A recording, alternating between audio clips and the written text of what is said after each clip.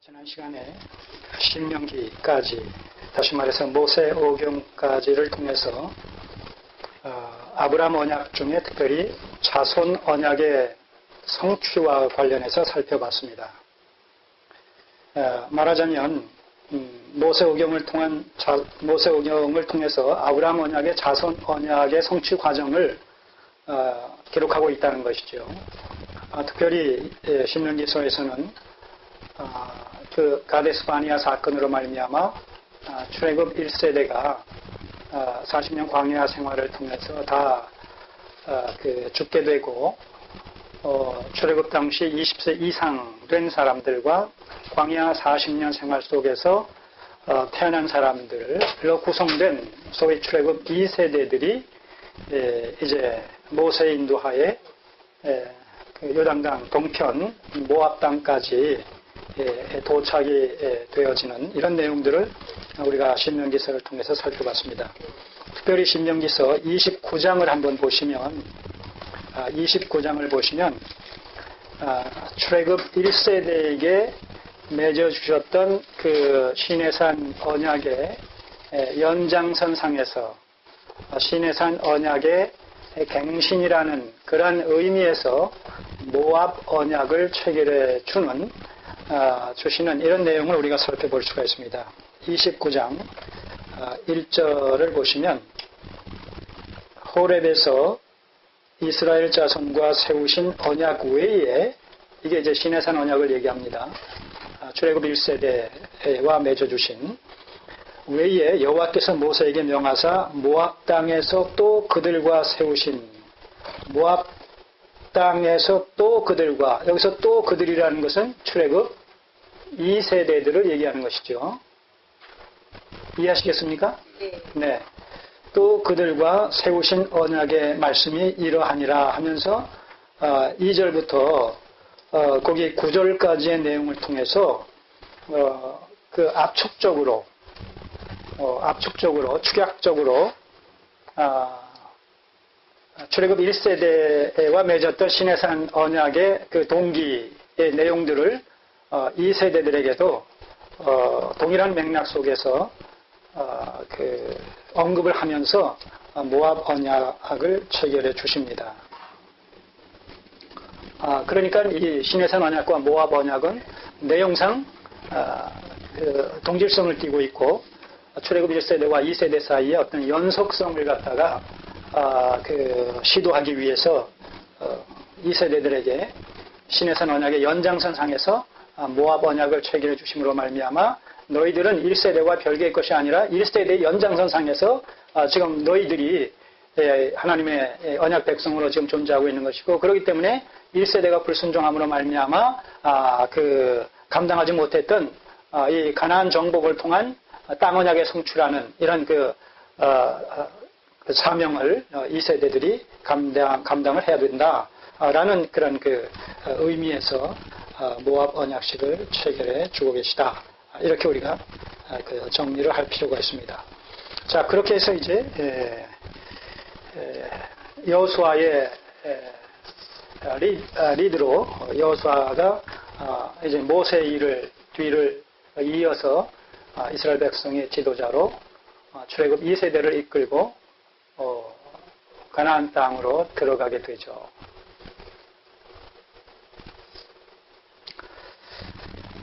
자, 강의한 206쪽을 한번 보시겠습니다. 205쪽에 맨 밑에 문단, 세 편의 고별 설교를 끝으로 모세의 사명은 완료된다. 출애굽의 위대한 영도자이며 모세오경의 저자인 모세의 죽음으로 아브라함 언약에 근거한 자손 언약의 성취라는 구속사 진행의 계시 사건이 마감된다. 이제 하나님께서는 모세 이어 여호수아를 지도자로 세우셔서 출애굽 2세대를 통해 땅 언약의 성취라는 새로운 계시 사건의 구속사를 집행하시게 된다. 이런 의미에서 시내산 언약은 지금 말씀드린 모압 언약과의 연속성을 통해서 갱신되고 확장되는 의미를 갖는다. 먼저 말씀드렸듯이 모세를 통한 출애굽 사건은 계속해서 아브라함의 언약 중에 두 번째 언약의 요소인 땅 언약의 성취를 향한 하나의 전제적인 사건이 출애굽 사건이다. 그러니까 출애굽 사건과 이제 그 다음 땅 언약의 성취를 위해서 가나안을 정복해야 되는 것은 이스라엘 백성들에게 있어서는 불가피하다. 그런 방식으로 가나안 땅을 정복함으로 말미암아 전쟁의 방식을 통해서 정복함으로 말미암아서 저들에게 만연되어 있고 관영한 죄를 하나님을 대신해서 이스라엘 백성들이 심판하도록 하시는 그러한 그 방식을 통해서 저들을 멸망시키고 가나안을 정복하시는 가운데서 궁극적으로는 아브라함 언약 속에 땅 언약을 성취하시게 된 것이다 하는 얘기죠. 그 맥락이 그렇다는 거예요. 예. 그래서 그 횃불 언약식의 그 땅 언약의 성취와 관련해서 그 두 가지 이런 그 관점에서 우리가 해석을 할 수 있다고 말씀드리지 않았습니까? 다시 말해서 아브라함 언약 중에 땅 언약의 성취라는 것은 결국 그 가나안 족속들의 관영한 죄를 심판하시는 방식으로 심판의 방식으로 저들을 정복하시고 그 정복하는 방식을 통해서 땅 언약을 아브라함 언약 중에 약속하신 땅 언약의 성취와 그 다음에 이스라엘 백성들에게 배분해 주시는 그런 그 일을 통해서 땅 언약이 성취될 것에 대해서 횃불 언약식 속에 이미 예언되어 있다는 것이죠. 자, 그 일을 지금 이제 집행에 가신다는 것입니다. 집행에 가시기 위해서 여호수아를 모세의 뒤를 이어서 세우셔서 이제 본격적인 가나안 정복의 그 역사를 시도해 가신다. 자, 신명기 34장을 마지막 장 34장을 보시겠습니다. 34장 5절. 이에 여호와의 종 모세가 여호와의 말씀대로 모압 땅에서 죽어 벳부을 맞은편 모압 땅에 있는 골짜기에 장사되었고 오늘까지 그 묘를 아는 자가 없느니라. 모세가 죽을 때 나이 120세나 그 눈이 흐리지 아니하였고 기력이 쇠하지 아니하였더라.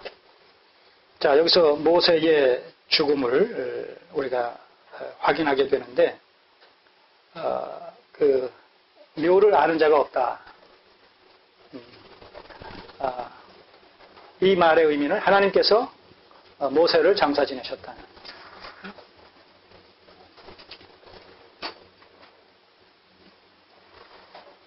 결국 그의 그 묘가 발견되지 않았다라는 얘기는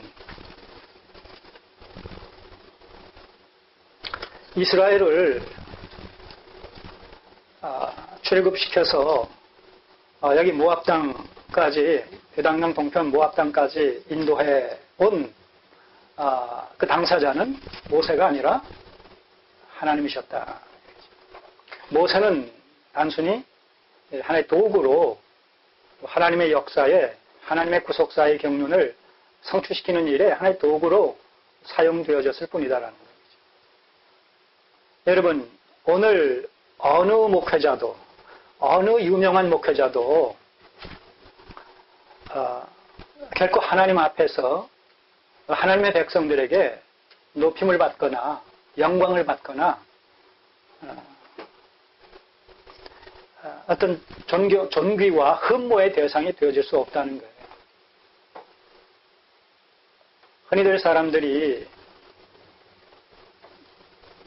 그 이름 있는, 덕망 있는 이런 그 목회자나 또 종교인들이 세상을 떠나게 되면 그 사람을 기리는 무슨 성덕비를 세운다든가 기념비를 세운다든가 그의 집을 뭔가 하나의 그런 유적지처럼 생각을 해가지고 보존을 한다든가 그런 그 시도를 많이 하지 않습니까? 사실 우리가 성경적인 관점에서 봤을 때에 그럴 이유와 그럴 필요가 없는 것이다. 다시 말해서 이제 제 입장을 얘기하면 제가 목회자로서 주신 이런 사명들을 감당하고 죽었다, 이 땅에서 별세했다, 떠났다 하면 그것으로서 저는 하나님께서 맡겨주신 사명을 감당한 것이고 하나님의 크신 구속의 경륜 속에 지극히 작은 한 부분을 감당하고 떠났을 뿐이라는 얘기예요.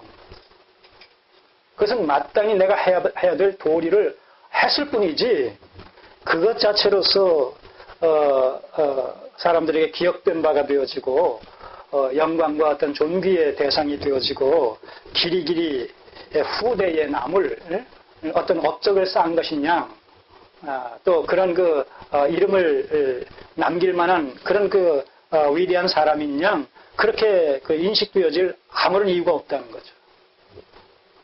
왜냐하면 그 모든 일을 제가 주장하고 제가 감당한 것이 아니라 나의 나됨은 하나님의 은혜라. 하나님께서 저를 통해서 도구 삼아 역사하셨을 뿐이죠. 그러니까는 저는 도구로 사용되어진 것이고 그 모든 일의 진행은 하나님께서 하신 것이니까 누구만 영광을 받아야 되겠고 모든 감사와 찬양과 영광이 누구에게만 돌려져야 되겠습니까? 하나님께만. 그런 맥락 속에서 모세는 그것으로서 그의 사명은 그의 임무와 그의 책임은 그의 본분과 그의 도리는 다 끝난 거란 말입니다. 그리고 더 한 걸음 나아가서 결국 우리의 모든 삶의 궁극적인 것은 하나님의 나라와 관련되어진 것이지 잠시 있다가 없어질 하나의 과정이요 방편에 지나지 않는 세상과의 어떤 연관 속에서 우리의 삶이 진행되어지는 것이 아니란 말입니다. 그런데 이 땅에다 우리가 그런 흔적을 남겨야 될 하등의 이유가 없는 거예요. 우리가 이제 앞으로 보겠습니다만서도 사울과 다윗의 결정적인 차이가 거기에 있었단 말입니다. 다윗은 모든 자신의 이런 과업들을 하나님으로 말미암아 되어진 것으로 하나님께 다 총체적인 관점에서 봤을 때 돌렸다라고 하면 사울의 특징은 그것을 그 영광을 자기가 취했단 말입니다. 일마다 변명으로 일관을 했고 모든 책임을 백성들에게 다 전가시키고 자기는 하나님 앞에 잘못된 것이 하나도 없다라는 이런 관점을 견지했단 말입니다. 특별히 아말렉을 진멸하는 이런 사건과 관련해서는 하나님께서 승리하게 하신 것인데도 불구하고 그 승리를 기리는 기념비를 자기 이름으로 세운단 말입니다. 자, 이런 것들이 잘못된 것인 것을 우리가 안다라면 그 원리를 오늘 우리가 현실 속에서 그대로 적용을 시켜야 될 때에 어떤 맥락 속에서 적용을 시켜야 되겠느냐라고 했을 때 하나님께서 하셨음으로 말미암아 하나님께서 받으실 영광을 하나의 도구로 사용되어진 것 이상도 이하도 아닌 사람이 취해서는 아니 되겠다라는 이런 분명한 사실들을 우리가 염두에 둘 필요가 있다는 것입니다. 자, 모세 위대한 이스라엘의 영도자, 출애굽의 영도자 모세가 여기 와서 이제 모든 사명을 감당을 했다라고 했을 때 하나님께서도 너 참 수고했다 하면서 이스라엘 백성들로 하여금 모세를 갖다가 기억할 수 있도록 기념할 수 있도록 고마움을 표할 수 있도록 어떤 흔적을 좀 남기실 수도 있지 않겠나 그런 생각을 우리가 현실적으로 보면 가질 수도 있지 않겠나 하는 것이죠. 그럼에도 불구하고 하나님은 아니라는 거죠. 그의 흔적을 지상에서 완전히 지워버리셨다. 한번 생각해 보세요. 오늘날 지금 이스라엘의 어딘가에 모세의 그 무덤이 실제적으로 있다라고 가정을 하게 되면 그곳이 어떤 곳이 되겠어요? 성지가 되지 않겠습니까? 얼마나 많은 사람들이 참배를 하겠습니까? 그리고 그의 위대함을 기리겠습니까? 하나님께서 받으셔야 될 영광이 다 그에게 들어가겠죠?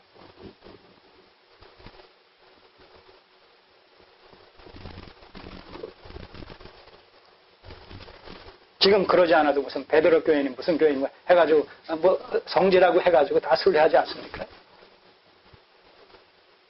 사실 성지라는 개념 자체도 우리가 현실적으로 그렇게 공공연하게 사용할 수 있는 그런 용어가 아니지요.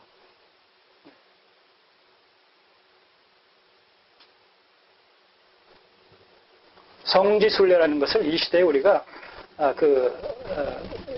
객관적으로 사용할 수 있는 그런 용어가 아니란 말입니다. 그것은 다시 말하면 성전이, 이 시대의 성전이, 신약시대의 성전이 구약시대의 건물로서의 성전 개념으로 사용할 수가 이 시대에 있습니까? 없습니까?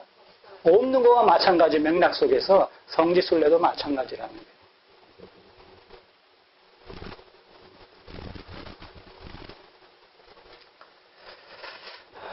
인본주의적인 그런 그 발상이죠. 예, 모압 땅에 있는 골짜기에서 장사되었고 오늘날까지 그 묘를 아는 자가 없느니라. 이것이 우리의 모습이에요. 어여야 된단 말입니다. 우리의 모습이에요. 우리가 이 땅에서 떠날 때는 이런 모습으로 떠나야 된다는 것이죠.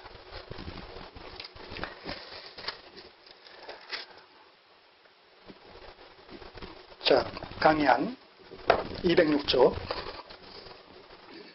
그 위에서 세 번째 땅 언약의 성취 역사 여호수아서.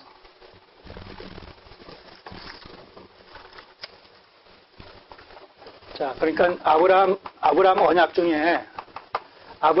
중에 이제 자손 언약이 창세기에서 신명기를 통해 가지고 이제 일단 성취가 됩니다. 물론 예비적인 성취죠. 나중에 아브라함 언약의 내용들이 총체적으로 성취되어지는 이때 이제 일괄적으로 성취되어지는 시점을 여기서 잡아야 되니까 여기서 예비적으로 성취가 되죠. 그 다음에 뭐예요? 그 다음에 땅 언약의 성취란 말입니다. 자손 언약의 성취를 통한 출애굽 사건은 그런 의미에서 출애굽 사건은 땅 언약의 성취를 향해서 지금 나아가게끔 이스라엘 백성들을 인도했다는 것이죠. 출애굽 사건은 그것으로서 끝나는 것이 아니라 연속성을 가지고 연계성을 가지고 아브라함 언약의 다음 그 주제인 땅 언약의 성취라는 이런 그 사건의 성취를 향해서 지금 하나님의 언약적 이런 기리시는 계속 진행되어지고 있는 가운데서 세상 역사를 방편으로 사용하고 계시다는 얘기입니다. 자, 그 내용을 강의 안에서 보시겠습니다. 모세는 신명기사의 고별사를 끝으로 이스라엘 민족을 이끌어왔던 구속사의 진행의 대사역을 마감한다. 하나님은 그로 하여금 가나안 전 지경을 바라보는 것으로 그의 생명을 이 땅에서 거두어 가신다. 주님의 존전에 나아가 하나님의 영원한 안식에 앞서 참여한 셈이다. 모세의 죽음과 관련해 그의 무덤이 발견되지 않았다는 사실은 모세의 죽음의 흔적을 남기지 않으므로 이스라엘 백성들과 하여금 모세에 대한 숭배 사상을 사전에 차단하기 위한 하나님의 조치의 일환으로 해석할 수 있다. 인간의 경배의 대상은 오직 창조주와 구원자가 되시는 하나님만이 받으실 수 있는 특권이다. 피조물인 인간은 어떤 경우라도 하나님의 영광을 대신해 받을 수 없다. 이는 만물이 주에게서 나오고 주로 말미암고 주께로 돌아가기 때문이다. 그러니까 이 땅에서 우리가 얼마나 엄청난 이런 수천, 수만과 수십만의 사람을 모으는 이런 목회를 했다 손 칠지라도 박사 학위가 몇 개고 아무개 하면 모르는 사람이 없을지라도 우리가 인간인 이상, 피조물인 이상 하나님의 도구로 사용되어진 것에 불과하기 때문에 어떤 업적을 쌓았다 할지라도 결코 사람이 기림을 받아서는 안 된다. 존귀의 대상이 되어져서는 안 된다. 존경의 대상이 되어져서 영광의 대상, 찬송의 대상이 되어져서는 안 된다는 사실을 특별히 인본주의가 만연되어진 이 시대적 상황 속에서 우리가 절실히 인식을 해야 된다는 것입니다.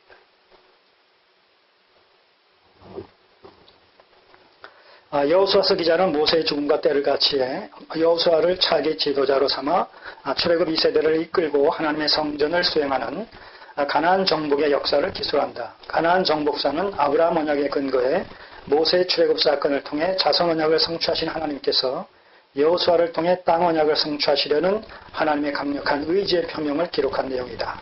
그러므로 이스라엘의 가나안 정복 사건과 관련해 두 가지 언약 성취의 당위성에 주목할 필요가 있다. 자, 이 부분을 다시 한번요. 그러므로 이스라엘의 가나안 정복 사건과 관련해 두 가지 언약 성취의 당위성에 주목할 필요가 있다는 겁니다. 왜냐하면 아브라함 언약 중에 자손 언약의 성취는 그 다음 땅 언약의 성취와 불가분리의 관계성을 맺고 있기 때문에 그렇다는 거예요. 그러면 이스라엘 백성들로 하여금 가나안 정복 사건과 관련되어진 두 가지 중요한 언약적인 이런 주제가 뭐냐라고 했을 때 첫 번째, 아브라함 언약의 맹세적 보증으로 주신 횃불 언약의 성취라는 것이죠. 창세기 15장에서 하나님께서 깊이 잠든 그 아브라함에게 나타나셔서 이 횃불 언약식을 체결해 주시지 않습니까? 짐승을 잡아서 둘로 나누어 놓고 그 사이를 이런 그 횃불이 횃불로 묘사되어 상징되어진 하나님께서 지나가심으로 말미암아 이 아브라함 언약에 관한 성취를 하나님께서 생명을 걸고 시행하시겠다라는 의미로 횃불 언약식을 체결해 주신단 말입니다. 그래서 저는 이것을 아브라함 언약의 맹세적 보증이라는 이런 표현을 쓴 거예요. 하나님께서 맹세하시는 방식으로 아브라함 언약을 분명하게 성취시켜 주실 것을 보증하는 그런 성격을 띤 하나의 그 언약식이다 해서 맹세적 보증으로 주신 횃불 언약식 이런 표현을 제 나름대로 쓰고 있다는 것이죠. 거기에 보게 되면 하나님께서 아브라함의 후손들로 하여금 이방에 객이 되었다가 4대 만에 많은 재물을 이끌고 나오게 하실 것이다 라고 분명히 말씀하신단 말입니다. 이방에 객이 되었다가 분명히 가나안 땅으로 돌아오게 하시겠다고 그래서 아브라함 언약의 땅 언약을 성취시켜 주시겠다고 분명히 말씀하고 계신단 말입니다. 근데 그 땅 언약의 성취는 어떤 방식으로 되겠느냐고 했을 때 바로 두 번째 그 횃불 언약식에 가나안 족속들의 죄가 관영한 그런 그 시점에서 그들을 정복하는 방식으로 이스라엘 백성들과 하여금 정복해야 하는 방식을 통해서 가나안 땅을 차지하게 하시고 그런 방식으로 땅 언약을 성취시켜 주시겠다. 그렇게 말씀하신단 말입니다. 그래서 209쪽에 보시면 가나안 족속의 죄의 관영에 대한 하나님의 심판 그 내용을 읽어보면 둘째로 가나안 족속의 죄의 관영에 대한 하나님의 심판이다. 횃불 언약식에서 가나안 족속들에 대한 심판은 아브라함 후손들이 4대 만에 가나안 땅으로 귀환하는 사건과 맞물려 있다. 횃불 언약식에서 가나안 족속에 대한 심판의 당위성을 창세기 저자는 아모리 족속의 죄의 관영이란 표현으로 대체해서 묘사한다. 이때 이 아모리 족속은 가나안 족속들을 대표할 수 있는 가장 강력한 이런 군사력을 갖고 있는 그런 그 족속으로서 대표성을 띠고 있는 것으로 인하여 아모리 족속으로 가나안의 여러 족속들을 대표해서 사용하고 있다. 이렇게 우리가 정리를 할 수가 있겠습니다. 그래서 아모리 족속이 가나안 지경의 여러 족속들 중 가장 강력한 족속으로 지칭되었기 때문이다. 자, 이렇게 해서 출애굽한 이스라엘 백성들을 통해서 하나님께서는 가나안에 관영한 만연되어진 이런 그 죄를 심판하시는 그런 방식으로 저들을 내어쫓고 그 땅을 차지하는 방식으로 결국 아브라함 언약의 땅 언약을 성취시키시는 이런 그 이중적인 성격을 띠고 아브라함 언약의 땅 언약을 성취시켜 주신다는 것이죠. 자, 그것이 지금 여호수아서에 나타난 그 내용들입니다. 그런데 이제 그 정복 과정을 좀 구체적으로 말씀을 드리면 18장을 보시겠습니다.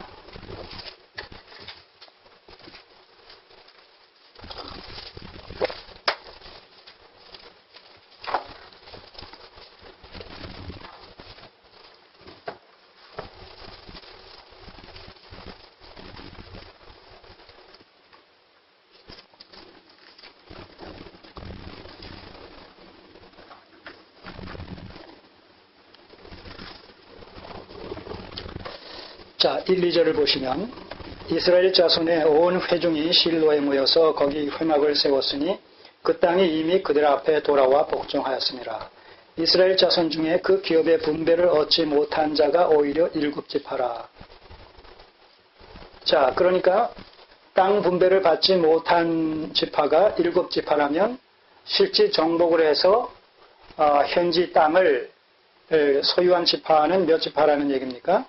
5지파죠. 그러니까 12지파 중에서 이 전쟁을 통해 가지고 5지파는 전쟁의 승리를 해 가지고 그 땅을 분배받았는데 나머지 7지파는 그 정복 과정에서 온전히 정복하지 못함으로 말미암아 분배받지 못했단 말입니다. 그래서 이제 여호수아가 한 방안을 모색을 합니다. 방안을 모색을 해요. 자, 18장 8절을 보세요.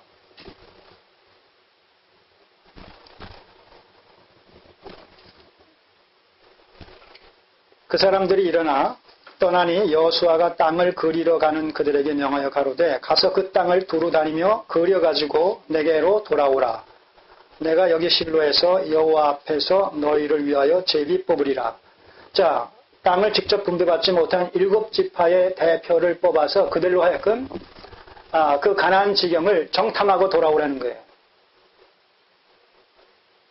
정탐하고 돌아오게 되면 그 돌아온 이후에 그 보고를 가지고 그 땅을 갈라줘서 제비 뽑게 해주겠다. 그런 방식으로 제비 뽑는 방식으로 땅을 분배해 주겠다라고 여호수아가 그렇게 이제 방안을 모색을 했다는 것입니다.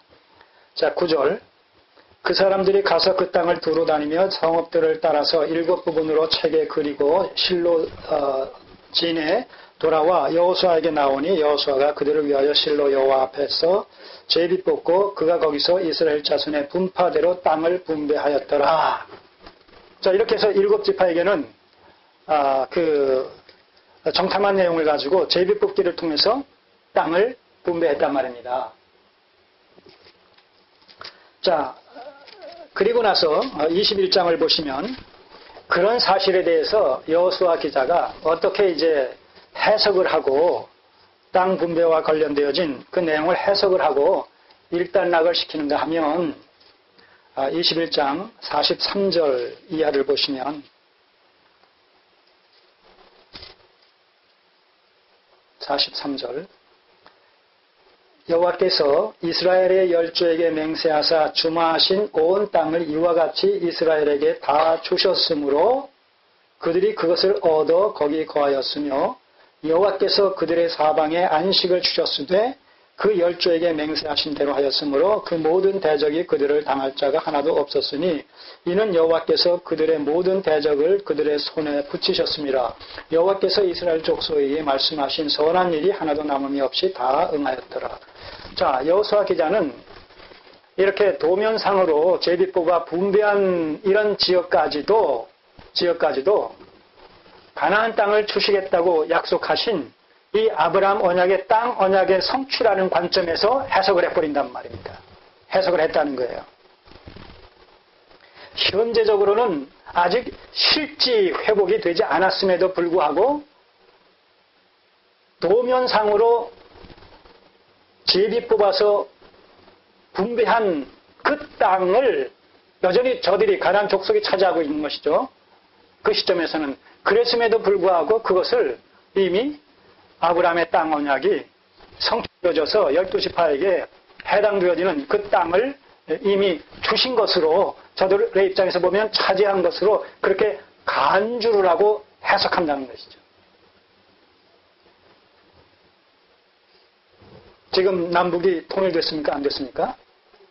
통일 안 됐는데 통일된 것으로 그렇게 결론을 내린다는 거예요. 통일된 것으로 해가지고 이북 이북 5도인가요? 5도의 모든 행정 자치장이라든가 그런 모든 그 행정 어떤 시스템 이것을 다 구축해 놨다는 거예요. 그리고 하나님께서 이미 대한민국을 통일시키셨다 이렇게 선언을 한단 말입니다. 선포를 한다는 거예요. 현실적으로는 그런 것이 그런 식의 어떤 그 선포나 선언이나 이런 것들이 가능합니까? 가능하지 않습니까? 현실적으로는 가능하지 않죠. 그 내정 단속이 되고 외교적인 큰 좀 마찰이 일어나 그러죠. 그냥 나름대로 그렇게 계획을 갖고 있을 망정 이것을 세상을 향하여 선포한다, 선언한다 이건 있을 수 없단 말입니다. 근데 하나님께서는 여호수아 기자를 통해 가지고 이미 땅 분배가 완료된 것으로 그렇게 선언을 하신단 말입니다. 예? 보세요. 그 마지막 45절에 보시면 여호와께서 이스라엘 족속에게 말씀하신 선한 일이 약속하신 모든 하나님의 기뻐하신 뜻들이 하나도 남음이 없이 다 응하였다라고 이렇게 선언을 하고 있단 말입니다. 근데 어떻게 이것이 실직 회복이 안 됐음에도 불구하고 지도상으로 땅 분배, 제비뽑아 땅 분배했음에도 불구하고 이렇게 이미 정복해가지고 그 현지를 그 회복시킨 것으로, 소유한 것으로 이렇게 선언할 수 있느냐 하는 얘기죠. 이게 어떻게 가능합니까? 이런 선언이? 여기서 이제 언약의, 신적 언약의 특성이라는 것이 나와요.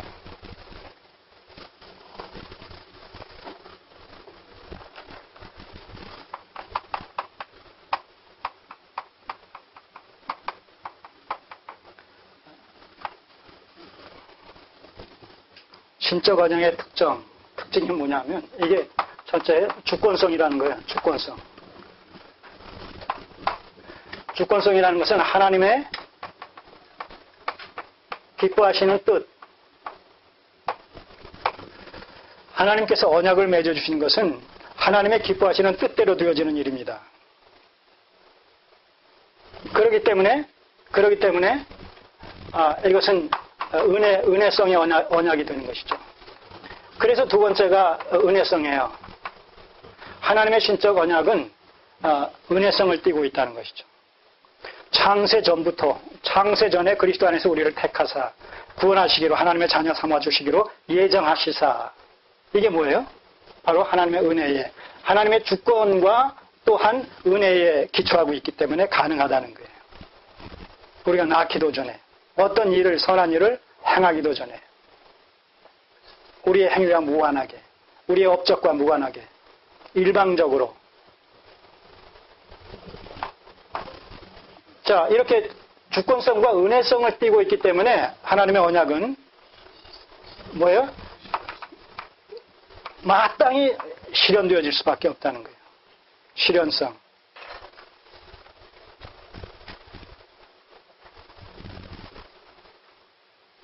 성취될 수밖에 없다는 거예요.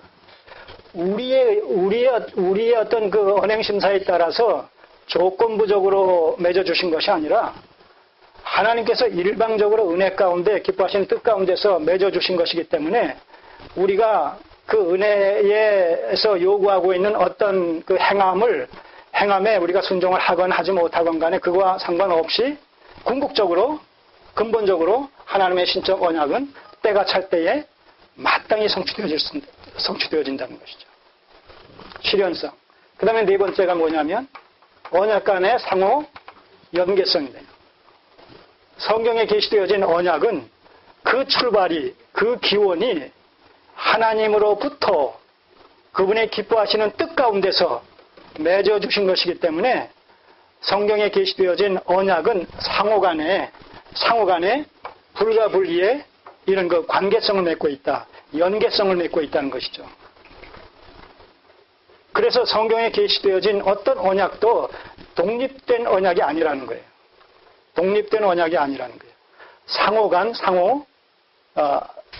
의존적이고 보완적인 그런 관계를 맺고 서로 간에 연계되어 있다는 것이죠.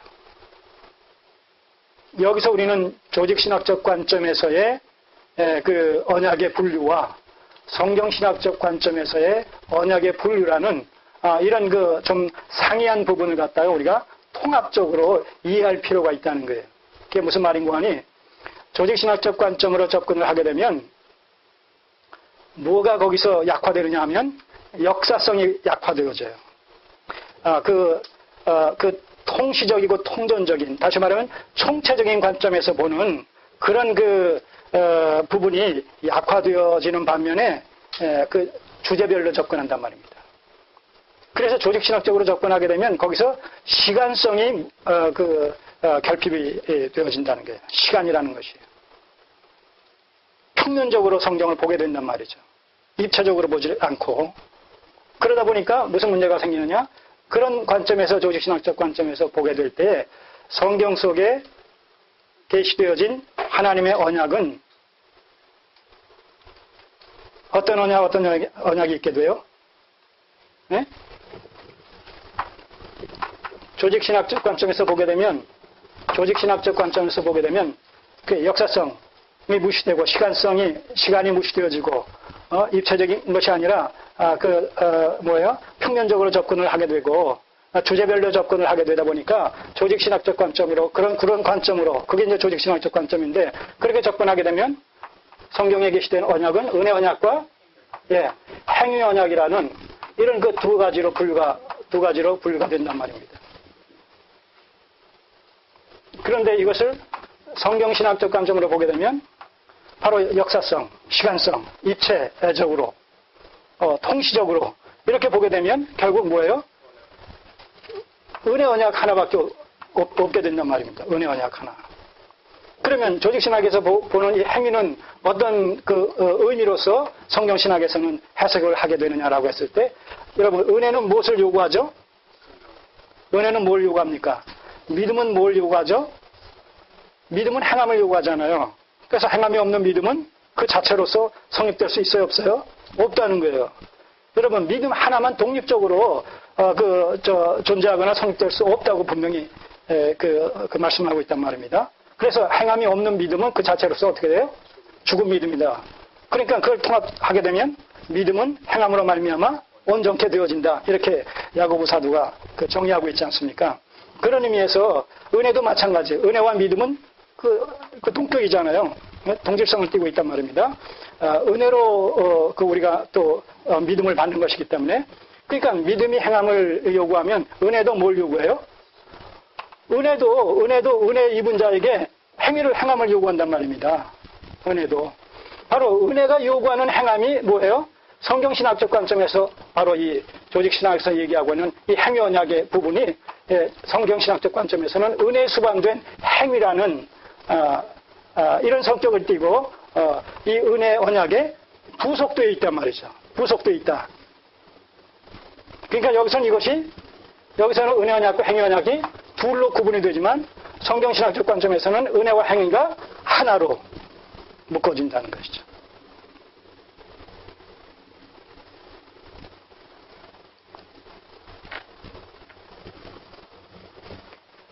자, 그래서 아까 이제 여호수아서로 다시 가서 실제 그 정복하지 않은 땅을 도면상으로 제비 뽑아 분배한 상황을 놓고 하나님의 모든 약속이 다 성취된 것으로 선한 것이 다 이루어진 것으로 그렇게 해석할 수 있는 관점이 뭐냐면 바로 신적 언약의 특징 중에 뭐가 있어요? 실현성이라는 거예요. 때가 되면 반드시 성취된다는 것이죠. 자, 그런 의미에서 이 가나안 정복, 가나안이 온전히 정복되어진 시점이 언제입니까? 다윗과 솔로몬 통치하에 소위 통일 이스라엘, 통일 이스라엘 왕국 시대에 하나님께서 약속해 주셨던 아브라함에게 약속해 주셨던 가나안의 전 지경이 온전히 이스라엘에 부속되어진단 말입니다. 그런 식으로 지금 이 여호수아서 시점에서는 아직 미래적인 사건이지만 가나안 지경이 정복되어지는 것이 아브라함 언약 속의 땅 언약의 지경이 다 정복되어지고 소유되어지는 것이 미래적인 사건이지만 그러나 하나님의 신적 언약의 특징과 특성이라는 그런 관점에서 실현성이라는 이런 관점에서 봤을 때는 미래에 이루어질 것이라 할지라도 그 이루어지는 것이 틀림없이 이루어지는 것이기 때문에 10년 전, 20년 전의 입장에서 보더라도 이미 성취됐다라고 감히 말할 수가 있다 없다요? 있다. 여러분 그러니까 오늘 우리가 종말론적인 하나님의 나라가 완성됐어요? 안 됐어요? 아직 안 됐잖아요. 그것은 우리가 분명한 사실은 어떤 사건을 통해 가지고 불가분리의 관계성을 맺고 있습니까? 종말론적인 하나님의 나라의 완성과 그 도래라는 것은 예수 그리스도의 재림과 관련해서죠. 그러니까 여전히 이 종말론적인 하나님의 나라, 재림으로 말미암아 성취되어질, 완성되어질 종말론적인 하나님의 나라는 오늘 시점에서 보게 되면 미래적인 사건이잖아요. 분명히. 그럼에도 불구하고 오늘 우리는 성경이 말하고 있는 이 사복음서에서 말하고 있는 하나님의 나라의 그 성격이, 정체성이 이중 국면으로 구성되어 있단 말입니다. 현재적인 하나님의 나라와 미래적인 하나님의 나라로. 그러니까 오늘 이 시대의 성도들은 현재적인 하나님의 나라에 속해 있잖아요. 보이지 않는 불가시적인 하나님의 통치의 어떤 그 개념 속에서 역사되고 있는 그런 하나님의 나라 속에 우리가 들어와 있단 말입니다. 우리는 그런 의미에서 현재적인 하나님의 나라에 속해서 하나님의 나라의 통치를 받고 있는 자들로 존재하고 있단 말입니다.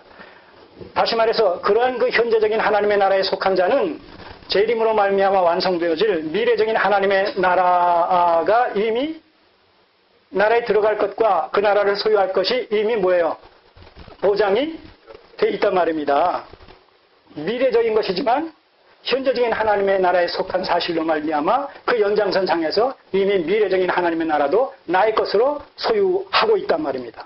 아직 그 나라가 임하지 않았기 때문에 그 나라의 실질을 만끽하지 못하고 있을 뿐이지 이미 현재적인 하나님의 나라에 속해 있음으로 말미암아 미래적인 종말론적인 하나님의 나라도 이미 나의 것이 나의 소유가 되어 있고 그 기업이 이미 보장되어 있다라는 그런 의미가 성립이 되어진단 말입니다. 우리가 현실 속에서 참된 교회 속에 속해 있는 자는 이제 그 교회의 종말론적인 완성과 관련됐을 때 그 완성된 종말론적인 하나님의 교회에 이미 들어갈 약속이 보장되어 있단 말입니다. 이렇게 현재적이고 미래적인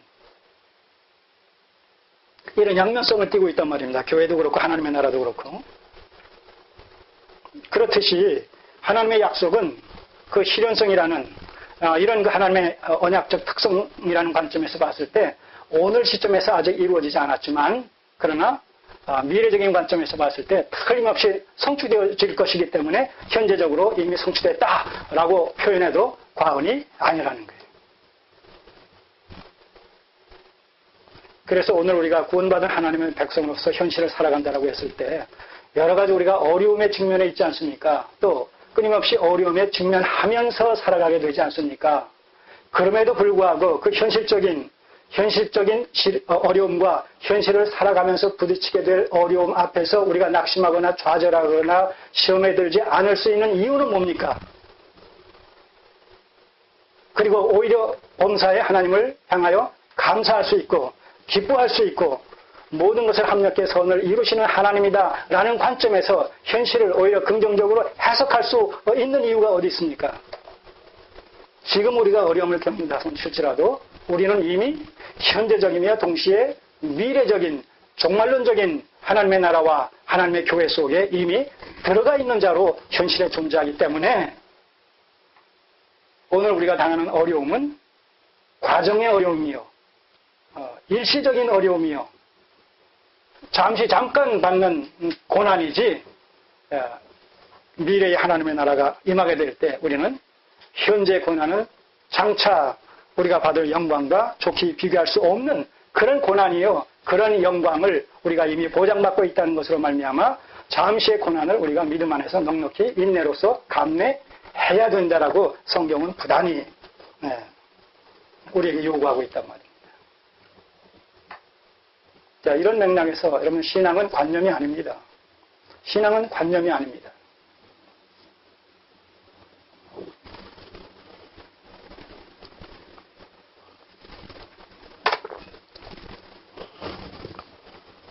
자, 이런 맥락 속에서 지금 여호수아서 21장에서 그 땅 분배와 관련해서도 이미 현지를 정복한 것이냐, 그렇게 담대하게 분명하고 확실하게 미래적인 것을 현재적인 것으로 그렇게 선언할 수가, 해석해서 적용할 수가 있다라는 사실을 우리가 염두에 둘 필요가 있겠습니다.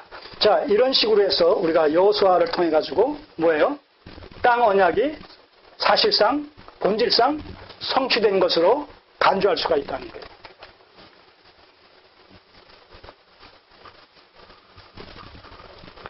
자, 그래서 아브라함 언약 중에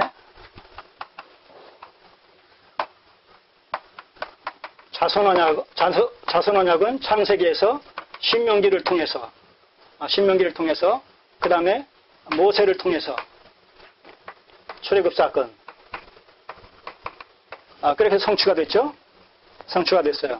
두 번째 땅 언약은 같은 맥락으로 우리가 정리를 하게 되면 여호수아서를 통해 가지고 여호수아를 대표로 해 가지고 여호수아서에서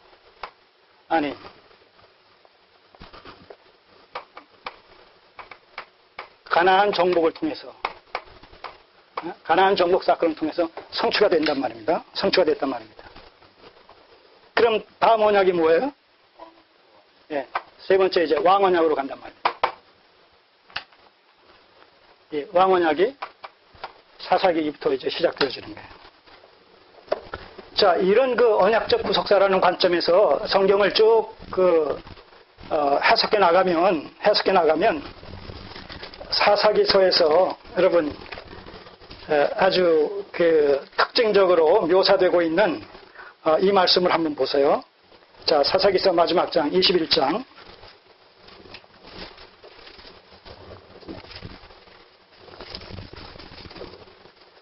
사사기 시대는, 사사시대는 누가 통치하는 시대입니까? 사사가 통치를 합니다.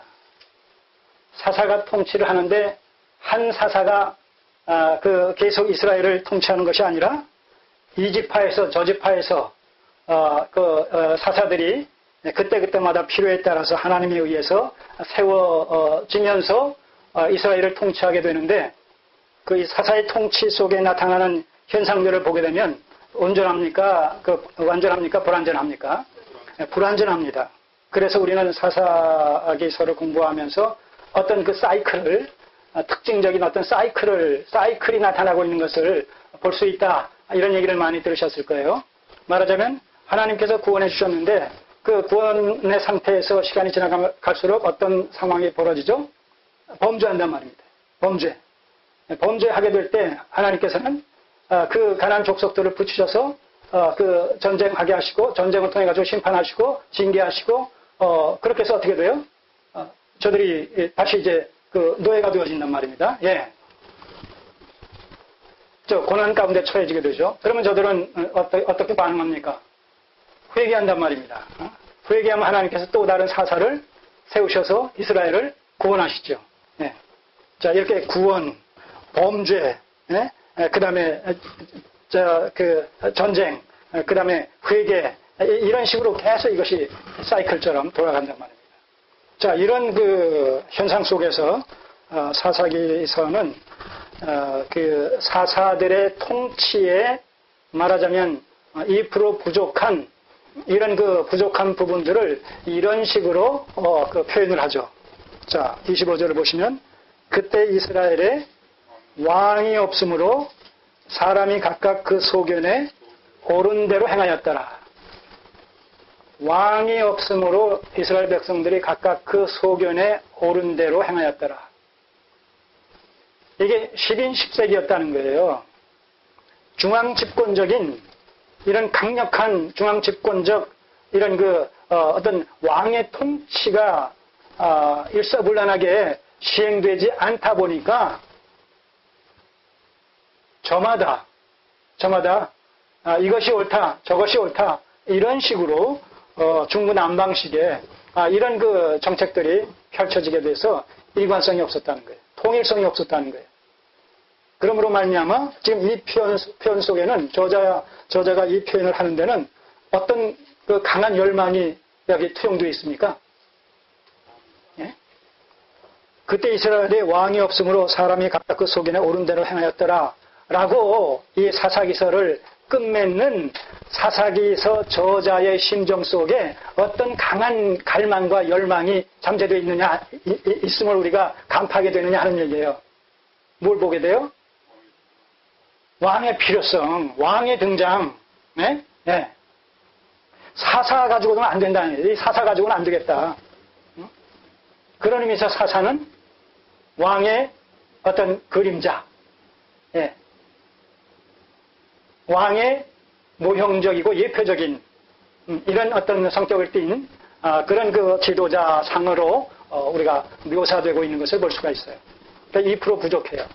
사사 가지고는 안 돼요. 12지파를 장악해가지고 일사불란하게 그 하나님의 기뻐하시는 뜻대로 통치할 수 있는 강력한 이런 어떤 그 군주가 왕이 등장해야 되겠다. 사사 가지고서는 이건 아니 되겠다. 이런 강한 그 열망이 그 소원이 이 표현 속에 담겨 있다는 것이죠. 사실 이 표현은 여기만 있는 것이 아닙니다. 자, 19장 1절을 보세요.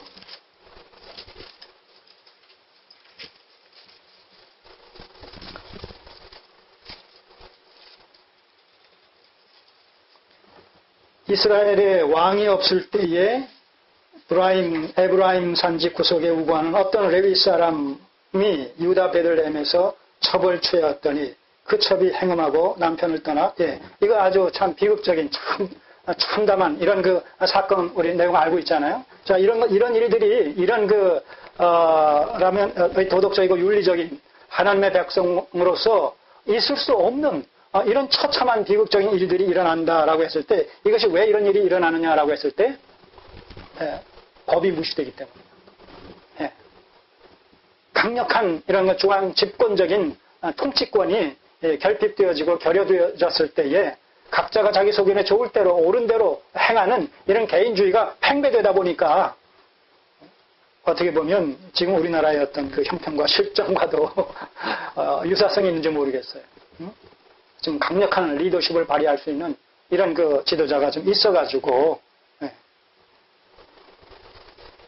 지금 요즘 심지어 주폭이라는 이런 그 용어까지 등장하지 않았습니까? 신문지상을 보면 낯 뜨거워서 볼 수가 없어요. 언제 우리가 이런 말하자면 공권력이 언제 어느 때 이렇게 정말 실추가 되어지고 실종이 되어져서 목소리 큰 자가 이기고 돈 있는 자가 이기고 권세 있는 자가 이기고 그래서 유전 무전 무슨 얘기 있잖아요. 왜? 응? 맞아요. 유전 무죄, 무전 유죄. 이게 있을 수 없는 일들이 일어난단 말입니다. 이게 다 왜 그래요? 이 공권력이 약화되고 실종되어졌기 때문에.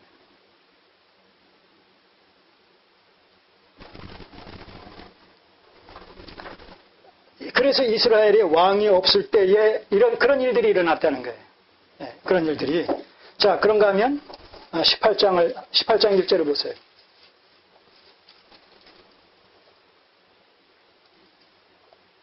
그때 이스라엘이 왕이 없었고, 그 내용은 이제 그런 법이 없을 때에 강한 어떤 공권력이 발휘되지 않을 때에 강력한 중앙 집권적인 이런 통치권이 발휘되지 못할 때에 여러 이런 문란한 법이 제대로 시행될 수 없는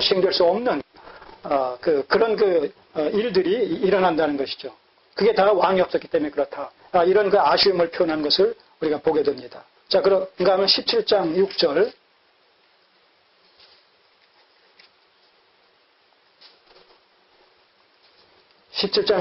그때에는 이스라엘의 왕이 없으므로 사람마다 자기 소견에 옳은 대로 행하였더라. 자, 이것이 사사기서의 보편적인 특징이란 말입니다.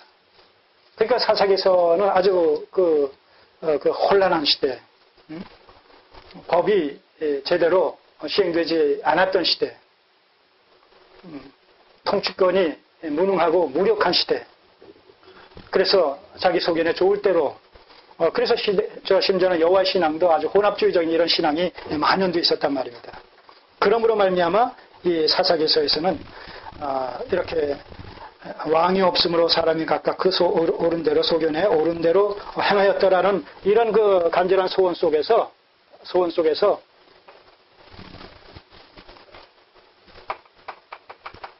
사사기를 통해 가지고 뭐예요? 왕의 필요성이 강력히 대두되고 있단 말입니다. 왕의 필요성.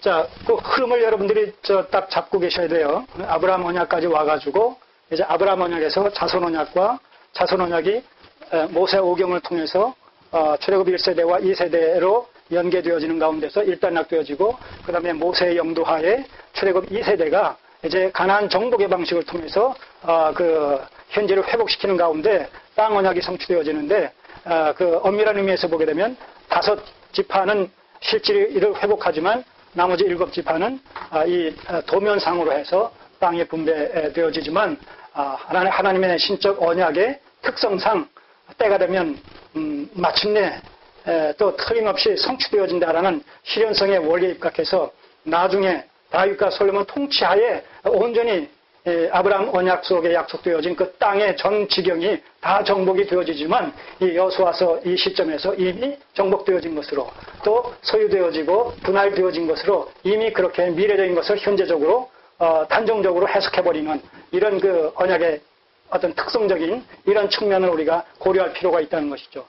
그런 의미에서 세 번째 이제 왕언약의 성취라는 이런 맥락 속에서 사사기서에서부터 구체적으로 왕언약의 성취와 관련되어진 내용이 진행되어지는데 특별히 사사기서에서는 이런 그 몇 가지 왕이 없음으로 사람이 각각 그 속인에 옳은 대로 행함으로 말미암아 여러 가지 부도덕한 비윤리적인 하나님의 백성으로 있을 수 없는 자기 속인에 좋을 대로 행하는 어떤 개인주의와 혼합주의가 만연되어지는 이런 그 모습을 통해서 참으로 그 중앙 집권적인 이런 그 왕권의 어떤 강력한 그런 어떤 통치와 시행이 요구되어진다라는 이런 간절한 염원이 담긴 이런 표현을 씀으로 말미암아서 왕의 필요성이 절실히 요구되어지는 것을 통해서 아브라함 언약의 왕 언약의 성취라는 이런 주제를 향해서 지금 스토리가 전개되고 있다. 이걸 우리가 딱 정리를 하시란 말입니다. 자, 한 15분 쉬고 시작하겠습니다.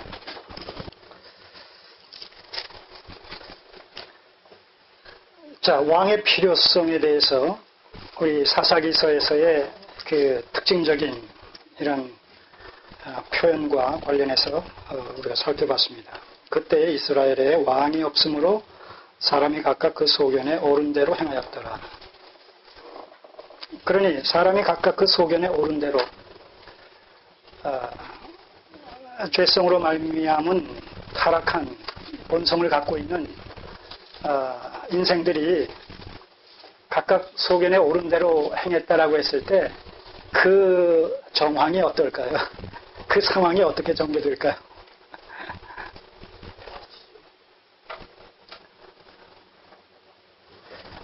잠깐 끄고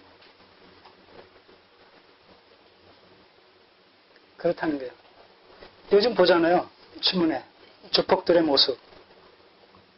경찰서 가서 파출소 가서 어느 누구도 그 앞에 감당을 못하잖아요.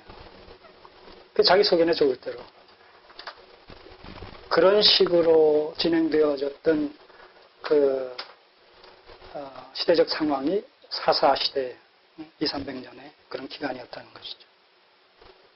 그러니 얼마나 왕의 그 강력한 중앙집권적인 통치권의 그 발휘라는 것이 요망됐겠어요. 갈망되어졌겠어요. 자, 그래서 우리는 이 사사기를 통해 가지고 이제 왕의 필요성,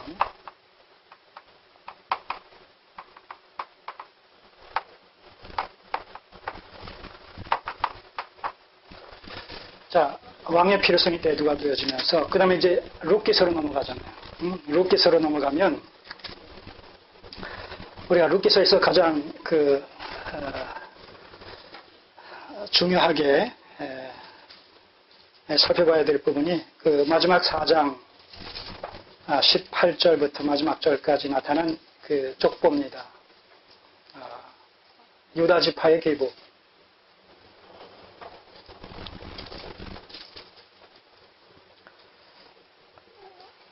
자, 18절은 이렇게 시작합니다. 베레스의 세계는 이러하니라. 베레스는 헤스론을 낳고 헤스론은 람을 낳고 람은 아비나답을, 아비나답은 나손을, 나손은 살몬을, 살몬은 보아스를, 보아스는 오벳을 낳고, 보아스가 이제 룻을 통해서 오벳을 낳고, 오벳은 이세를 낳고, 이세는 다윗을 낳았더라. 자, 이 베레스는 누구의 아들입니까? 유다가 며느리 다말을 통해서 낳은 쌍둥이 아들 중에 하나죠. 그런데 이미 우리가 창세기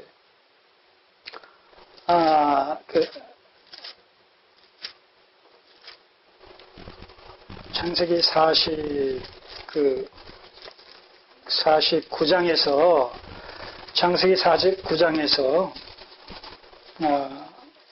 이 야곱이 이제 임종 직전에 12아들들을 불러놓고 그들의 미래에 관한 예언적인 축복을 해주는 과정에서 특별히 넷째 아들 유다를 향해서 좀 차별적인 이런 예언을 통한 축복을 하지요. 특별히 49장 10절을 보시면 홀이 유다를 떠나지 아니하며 치리자의 지팡이가 그 발 사이에서 떠나지 아니하리시기를 실로가 오시기까지 미치리니 이런 의미심장한 그 축복을 하게 됩니다. 중요한 것은 여기서 홀이 유다를 떠나지 않는다. 이 홀이라는 것은 뭐예요? 왕권에 대한 상징이죠. 홀이라는 것은 이 지팡이 같은 것을 얘기하는데 여러분 적어보세요. 그 캐톨릭의 교황이 아직 그 지팡이 거룩한 지팡이 갖고 다니잖아요. 이것이 어떤 교황권에 대한 그 어떤 상징, 하나님께서 교황에게 하나님의 대리자로서의 어떤 특권을 부여한 것에 대한 이런 그 상징성이 거기에 담겨 있단 말입니다. 또 이런 그 야전 사령관, 전방에 이런 그 군 사령관들을 보게 되면, 요만한 이런 뭐 지팡이도 아니고 뭐라고 그래야 돼? 지휘봉, 이런 걸, 요게 다 뭐냐면 사령관에 대한 어떤 그런, 그 정체성을 나타내고 있는 그런 상징적인 그런 그 지휘봉이거든요. 사령관이다, 통수권자다, 이제 그런 의미가 담겨 있는데, 여기서 이제 그걸 이제 홀이라고 지금 얘기하고 있는 거예요. 홀이 유다를 떠나지 않는다. 그러니까 뭐예요? 하나님의 왕권이 유다 지파를 통해서 계승되어진다. 이런 얘기란 말입니다. 바로 이 예언이 지금 여기서 성취되고 있다는 사실을 우리가 지금 간파해야 된단 말입니다.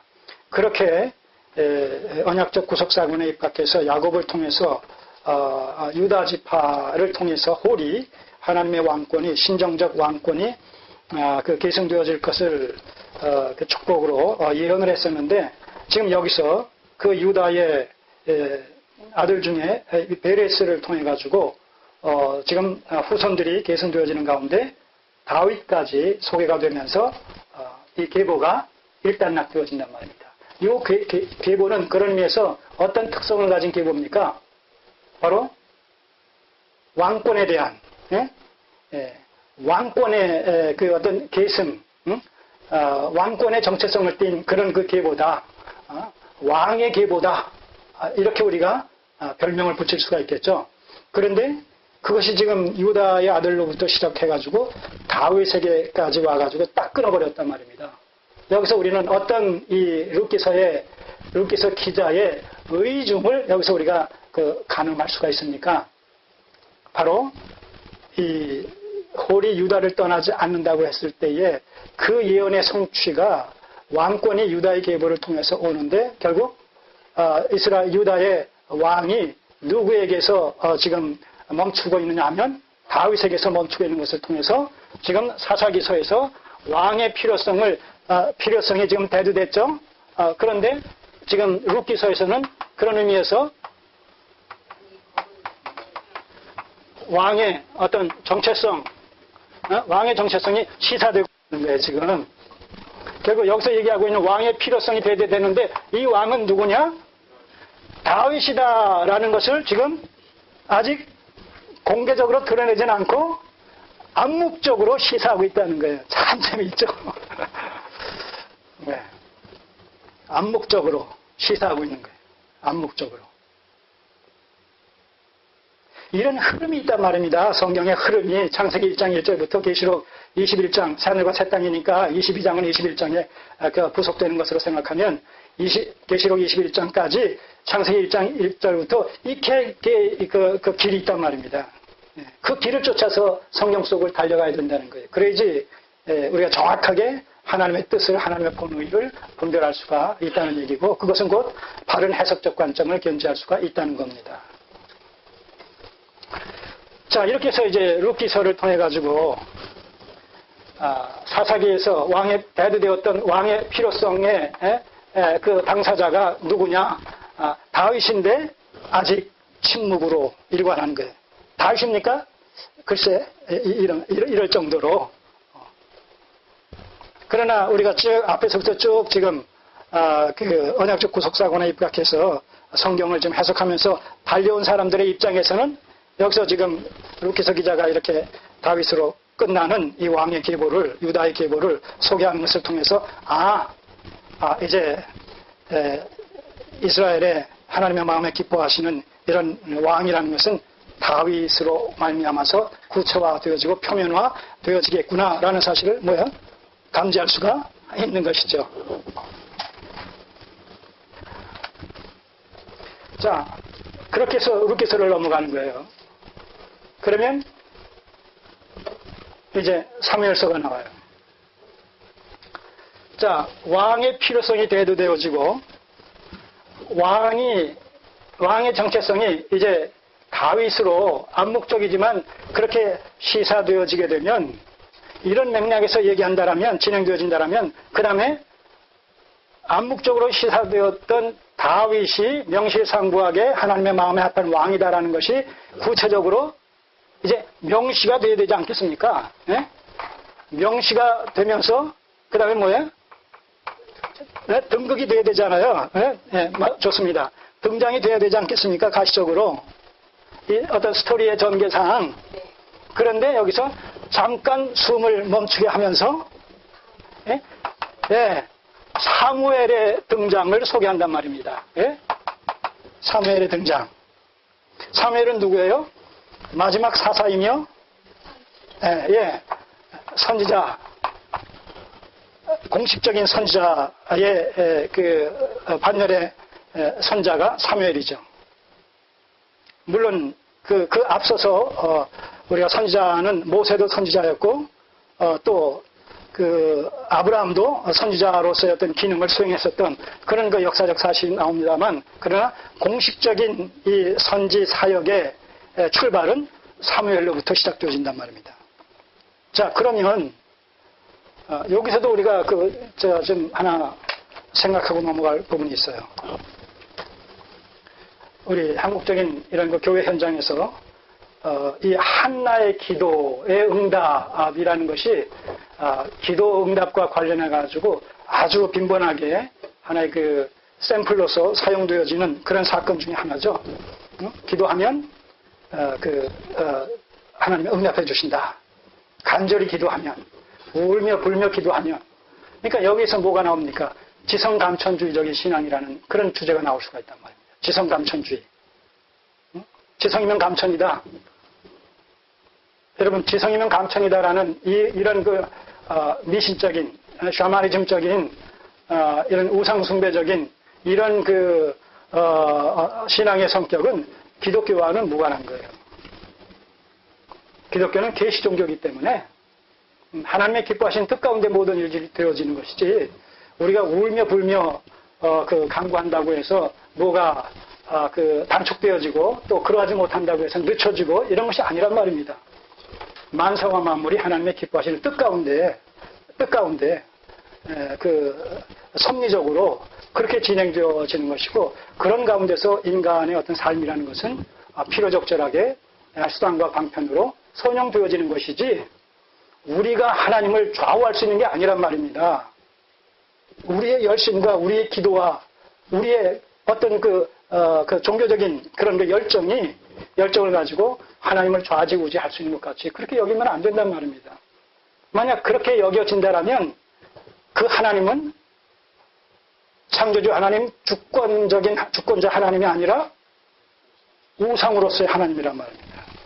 사람에 의해서 좌우되는 신은 창조주가 아니라 사람의 손으로 만든 우상이란 말입니다. 이걸 잘 여러분들이 정리를 하셔야 돼요. 많은 타 종교가 인간에 의해서 그 신을 부리는, 그 신이 필요한 것을 갖다가 주면서 또 조건부적으로 그 신으로 하여금 자기의 필요를 성취시켜달라고, 채워달라고 요구하는 이런 빠타적인 기브앤테이크의 이런 심정을 가지고 많은 사람들이 그 신앙생활을 하죠. 종교생활을 한단 말입니다. 근데 그런 그런 신앙생활은 생활의 정체성은 뭐냐? 전형적인 우상숭배적인 그 신앙생활이란 말입니다. 근데 거기에 우리가 익숙해 있다 보니까 그 연장선상에서 하나님을 섬기는 기독교 신앙도, 여호와의 신앙도, 신본주의 신앙도 그런 유의 신앙인 것처럼 그렇게 우리가 오해하고 있고 착각을 하게 된단 말입니다. 그래서 하나님까지도 우리 인간들이 필요에 따라서 좌지우지할 수 있는 대상으로서의 하나님으로 그렇게 우리가 오해를 하고 있단 말입니다. 그것이 바로 이 지성감천주의, 기복주의, 무슨 상급주의 이런 그 모습으로 다양한 모습으로 우리가 그 신앙의 어떤 정체성이 나타나는 그 배경이 그렇다는 것이죠. 기독교 신앙은 철저히 그 하나님의 기뻐하시는 뜻 가운데서 창세전에 계획하셨던 바에 근거해서 때를 따라 도우시는 은혜로 말미암아 그 섭리하심으로 말미암아서 하나님의 뜻이 이루어지는 것이고 그 가운데서 우리 각 사람의 성도들의 삶이 필요적절하게 도구로서 방편으로 선용되어지는 것이지 성도들에 의해서 하나님이 좌우되어지고 우리가 요구하는 것을 하나님께서 우상 중에 하나인 것처럼 하나인 양 그렇게 들어주시는 그런 어떤 관계성 속에서의 하나님이 아니란 말입니다. 우리가 만약 그런 어떤 기복주의적인 지성감천주의적인 관점에서 하나님을 섬기고 있다라면 그 하나님은 성경에서 계시된 하나님이 아니라는 사실을 제가 누누이 반복해서 말씀드리지 않습니까? 그것은 그런 그 자기 소원을 쫓아서 그 좌지우지 할 수 있는 그런 하나님으로서 타 종교의 신처럼 신 중에 하나인 것처럼 하나님을 그렇게 이미지화시켜서 자기 생각 속에서 그렇게 만들어 놓고 믿는 그런 믿는 로서의 하나님 이상 아무것도 아니라는 거예요. 자, 그렇게 우리 사람이 만들어 놓고 이미지화 시켜서 믿는 하나님이라고 한다면 그것은 성경에 계시는 하나님이 아니라 바로 사람의 손으로 만든 우상 중에 하나에 불과한 하나님이다.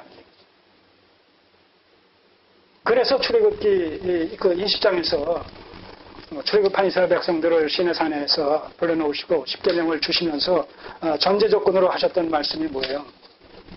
제1계명의 말씀이 뭐예요? 나는 여호와 하나님이다. 유일한 하나님이시다. 유일한 하나님. 왜냐하면 이스라엘 백성들이 이제 어딜 가야 돼요? 출애굽한 이후에 어딜 가야 돼요? 가나안 땅에 들어가야 된단 말입니다. 그럼 그 가나안 땅에는 지금 어떤 신들이 존재하고 있어요? 사람의 손으로 만든 우상들이 득식을 한단 말입니다. 다 우상을 숭배하고 있어요. 애굽 땅에서 430년 동안 종살이 하면서도 어떤 신앙관에 큰 영향을 받았어요? 애굽의 그런 우상 숭배적인 신의 영향을 받았단 말입니다. 그것이 바로 그 황금 송아지상을 만들어 놓고 모세가 40일 동안 그런 기도하면서 그 십계명 받는 그 기간 동안에 땅에서 했던 일이 그 일 아닙니까? 그것이 뭐예요? 그런 영향을 받았다는 거예요. 원래 우리 타락한 어떤 본성에 더하여서 거기서 보고 듣고 생활했던 것이 그런 그 철저한 우상 숭배적인 어떤 문화였단 말입니다. 그러니까 너희가 가나안 땅에 들어가게 되면 그건 다 우상들이니까 그 우상 중에 하나로서 나 여호와 하나님을 생각하면 안 된다. 그것들은 사람의 손을 만든 우상이고 나는 스스로 존재하는 여호와 하나님이시다. 그러니까 신 중의 신이 아니라 유일한 신이다. 여러분 신 중의 신이 아니에요. 옛날에 제가 중학교 때인가 아니 중고등학교 시절인가 그런 예수 그리스도에 대해서 얘기하면서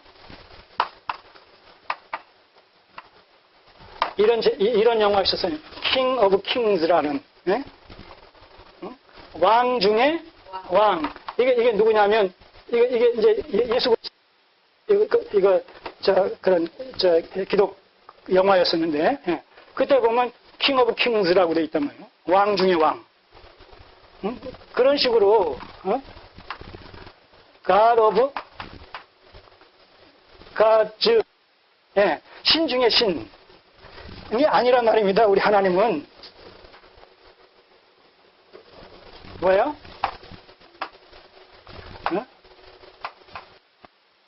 Only one God이에요. Only one God이고 Only one King이 되는 것이죠. 네. 유일한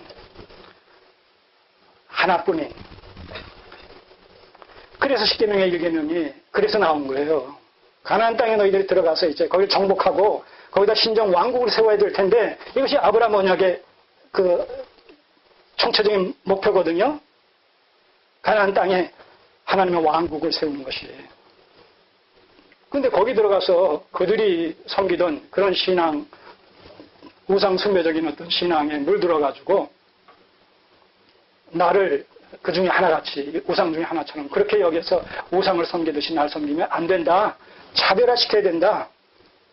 그 영향을 받아서는 안 된다. 이런 강력한 메시지가 그 십계명 속에 담겨 있단 말입니다. 그리고 그런 하나님일 수밖에 없다는 이유를 갖다가 그 20장 1절에서 십계명 서문에서 얘기하고 있는 거예요. 나는 누군 줄 아느냐? 바로 너희가 애굽에서 종살이 했을 때에 그 종살이하던 너희를 이끌어낸 여호와 하나님. 이건 뭐 천지 주자가 되시고 세상 만사와 만물을 주관하시는 바울 그 애굽의 바로 왕까지도 주관하시는 세상의 창조자요 세상의 주권자가 되시는 그런 하나님. 그러니까 그런 하나님이 그 우상과 비교될 수 있겠어요, 없겠어요? 비교될 수 없죠.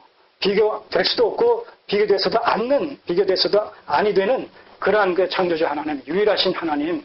나는 그런 하나님이다.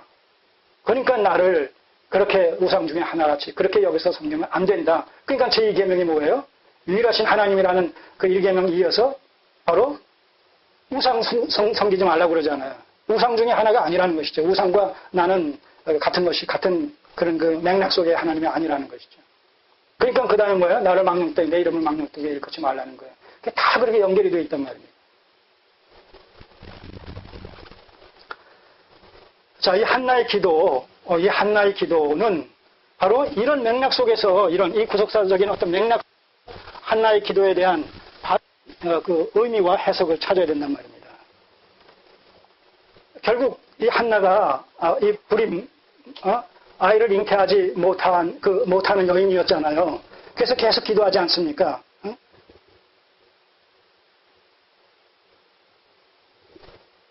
결국 하나님께서 그 한나의 태를 닫고 계셨던 것이죠. 근데 때가 찰 때에 하나님께서 한나의 기도를 응답하시는 방식으로 그 태를 여셔서 사무엘을 잉태케 하시잖아요. 근데 그것이 한나의 기도의 응답으로 그 잉태를 하게 하셨다. 이렇게 얘기하면 안 된단 말입니다. 여기서 이제 표면적과 이면적이라는 이 양면성을 갖다 또 우리가 고려해야 돼요. 자, 분명히 표면적으로 보면 뭐예요? 한나의 기도에 대한 응답이죠. 사무엘을 잉태케 하신 것은 한나의 기도의 응답의 일환으로 그렇게 하셨죠. 태를 닫으셨다가 어느 시점이 뭐냐? 일단 표면적으로 보면 한나가 열심히 간곡하게 참 기도하는 그런 것을 이제 보시고 그 어떤 시점에서 이게 표면적이란 말입니다. 한나의 기도의 응답. 근데 이면적으로 보면 뭐예요? 바로 아브라함 언약 속에 왕 언약의 성취로 말미암아 이제 왕의 등장과 때를 같이 하여 이렇단 말이죠. 왕의 등장과 하나님의 마음에 합하는 왕의 등장과 때를 같이 하여 그 왕에게 기름 부어야 될 선지자의 등장의 필요성에 의해서 하나님께서 한나의 기도를 들어주시는 표면적인 세상 역사적 관점에서 바로 이면적인 그 실제적인 의미에서의 사무엘 선지자의 기름 부을 왕을 그 필요성에 의해서 그 때가 됐기 때문에 한나의 기도에 응답하시는 방식으로 그의 태를 여시고 사무엘을 잉태케 하셨다는 거예요. 자, 그러니까 표면적인 것은 한나의 기도지만 본질적인 것은 뭐예요? 때가 찼기 때문에. 왕의 등장의 때와 그 왕에게 기름 부어야 될 선지자의 필요성에 의해서 기름 부을 선지자인 사무엘의 출생의 필요성에 의해서. 근데 그 출생의 필요성이 그 본질인데 그 출생의 필요성이 표면적으로는 어떤 때와 맞물려 있느냐? 한나의 기도에 응답하시는 방식으로 그 때를 맞추셨단 말입니다. 이렇게 정확하게 우리가 이걸 입체적으로 의미를 언약적 구속사관에 입각해서 해석하지 못하면 한나의 기도에 대한 응답이라는 단순한 표면적인 것만 가지고 적용을 하게 되니까 어떻게 돼요? 기도는 만능이다 이렇게 되는 거예요. 문제 있느냐? 기도하라. 기도하면 능치 못함이 없다. 믿음의 기도는 능치 못함이 없다. 이렇게 되니까 미싸우니 하면서 그냥 부르짖는 거죠. 부르짖기만 하는 거죠. 아주 우상숭배적인 신앙의 전형적인 모습이죠.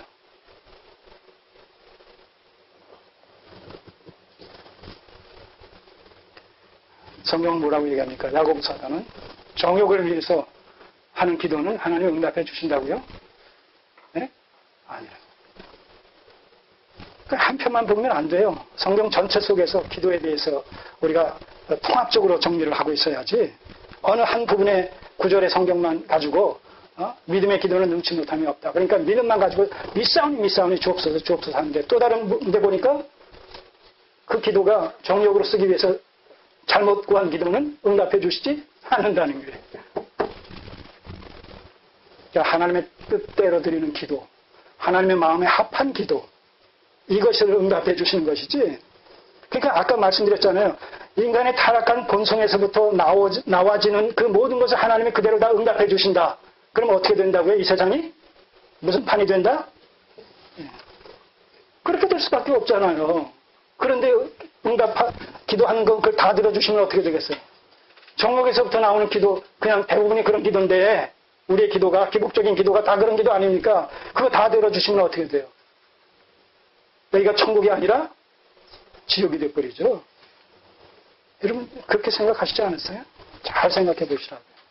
얼마나 우리가 위험천만한 신앙생활을 하고 있는지.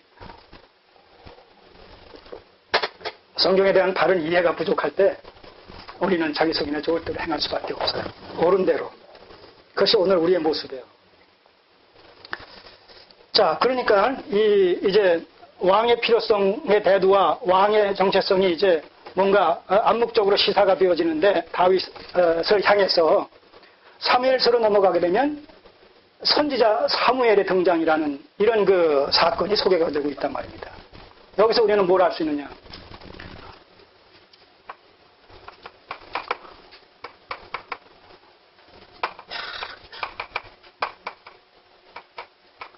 왕과 선지자의 불가분리의 함수관계. 왕과 선지자의 불가분리의 상호, 의존성과 보완성, 함수관계죠. 뗄래야 뗄 수 없는. 자, 이제 왕이 등장하면 명실상부하게 이스라엘이라는 나라가 이제 세워지는데 그 이스라엘은 정체성이 어떤 이스라엘이 됩니까? 신정왕국으로서의 이스라엘이 된단 말이에요. 신정왕국. 실제 왕의 실체는 누구겠어요? 하나님이시죠. 그러니까 이스라엘의 왕은 실체적인 왕이신 하나님을 대리하는 왕의 성격을 띠고 있어요. 어쨌든 그 하나님이 세우신 왕으로 말미암아 신정왕국이 세워지는데 그 신정왕국이라고 했을 때에 그 왕은 하나님이 세우신 왕이지만 인간이기 때문에 그 인간으로서의 왕이 하나님의 기뻐하시는 뜻대로 왕권을 수행하는 과정 속에서 본의 아니게 자기 속에내 좋을 대로의 이런 생각들이 나올 수 있겠어요? 없겠어요? 얼마든지 있을 수 있잖아요. 그럴 때 하나님의 대리적인 통치권자로서의 왕권의 수행이 아니라 자기 속에내 좋을 대로 자기가 왕이기 때문에 하나님을 의식하지 못하고 자기가 왕이니까 내 마음대로 하고 싶은 충동에 의해서 하나님의 뜻을 어기는 그런 그 모습 속에서 자율적인 그런 그 왕권을 발휘할 수 있는 위험성이 다분히 있을 수 있단 말입니다. 그럴 때 하나님을 대신해서 그를 꾸짖고 그를 청하고 그를 하나님께로 다시 돌이키게 하는 하나의 조력자로서 또는 왕의 경호원으로서의 보디가드, 왕의 경호원으로서의 하나님을 대신하는 그런 역할을 수행할 수 있는 자가 누구냐? 바로 선지자다. 그래서 선지자의 등장은 이스라엘의 왕의 등장과 동시적으로 나타난 직분이 선지직이다. 왕직과 더불어서 동시적으로 나타난 직분이 선지직이다. 그래서 지금 이제 아브라함 언약의 왕의 언약의 성취와 관련해서 지금 그 왕을 세우고 왕을 하나님을 대신해서 견제할 수 있는 자로서의 이 선지직의 일환으로 당사자로 사무엘이 지금 등장하는 그런 이야기를 지금 사무엘상을 통해서 사무엘서를 통해서 지금 얘기하고 있다는 거예요. 이해하시겠습니까? 왕직과 선지직의 불가분리의 이런 상호 관계성. 자, 이렇게 스토리가 다 있다는 거예요. 자꾸 말씀드리지만. 자, 그렇게 해서 이제 이 사무엘이 등장합니다. 사무엘이 등장하는데, 이스라엘 백성들은 그 사무엘을 통해서 8장, 사무엘상 8장, 특별히 20절을 보시면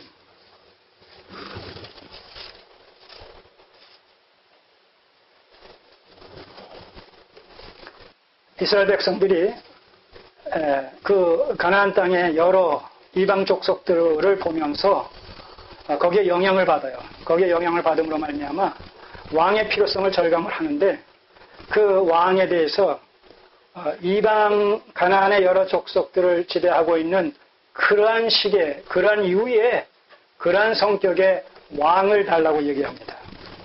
그것이 8장 20절에 소개되고 있어요. 우리도 열방과 같이 되어 우리 왕이 우리를 다스리며 우리 앞에 나가서 우리의 싸움을 싸워야 할 것이니이다. 자, 그러니까 누구를 위한 왕이에요? 나를 위한 왕이에요. 이스라엘 백성들을 위한 왕. 그러니까 말하자면 하나의 방편으로서의 왕을 구하고 있단 말입니다. 자기의 소원과 자기의 목적을 성취시켜 줄 것으로서의 왕. 오늘 우리가 하나님을 믿을 때 하나님으로 하여금 내 문제를 해결해 주고 내 소원을 성취시켜 주고 나를 위하여 하나의 도구로서 사용되어지는 것으로서의 신앙과 하나님이라면 그 하나님은 어떤 하나님이다? 우상으로서의 하나님이다. 나를 위한 하나님, 이스라엘 백성들을 위하는 왕. 그럼 누가 주체가 돼요? 이스라엘 백성이 주체가 되는 것이죠. 왕은 이스라엘 백성들의 문제를 해결해 주는 하나의 도우미 역할을 하는 하나의 방편과 수단과 도구가 되어진단 말입니다. 통치한다고 하면서도 결국 백성을 위한 왕이 된단 말이죠. 이걸 오늘 우리에게 적용시키면 나를 위한 하나님. 그래서 신앙이 기복화되어지고 신앙이 도구화되어지고 또 나아가서 하나님이 바로 도구화되어질 때 그 하나님은 성경이 말하는 창조주 또 나의 구원의 주가 되신 하나님이 아니라 내 문제를 해결해 주는 하나의 알라딘의 램프 요정과 같은 그런 그 신으로서 곧 우상의 다름 아니다. 여러분 기복주의 신앙에 또 지성감천주의 신앙의 맹점이 여기 있단 말입니다. 우리가 기복적인 신앙을 가지고 하나님을 섬기면 하나님은 우상이 된다니까요. 하나님이 우상이 되는 데서 성경에 계시된 하나님이 아니란 말입니다.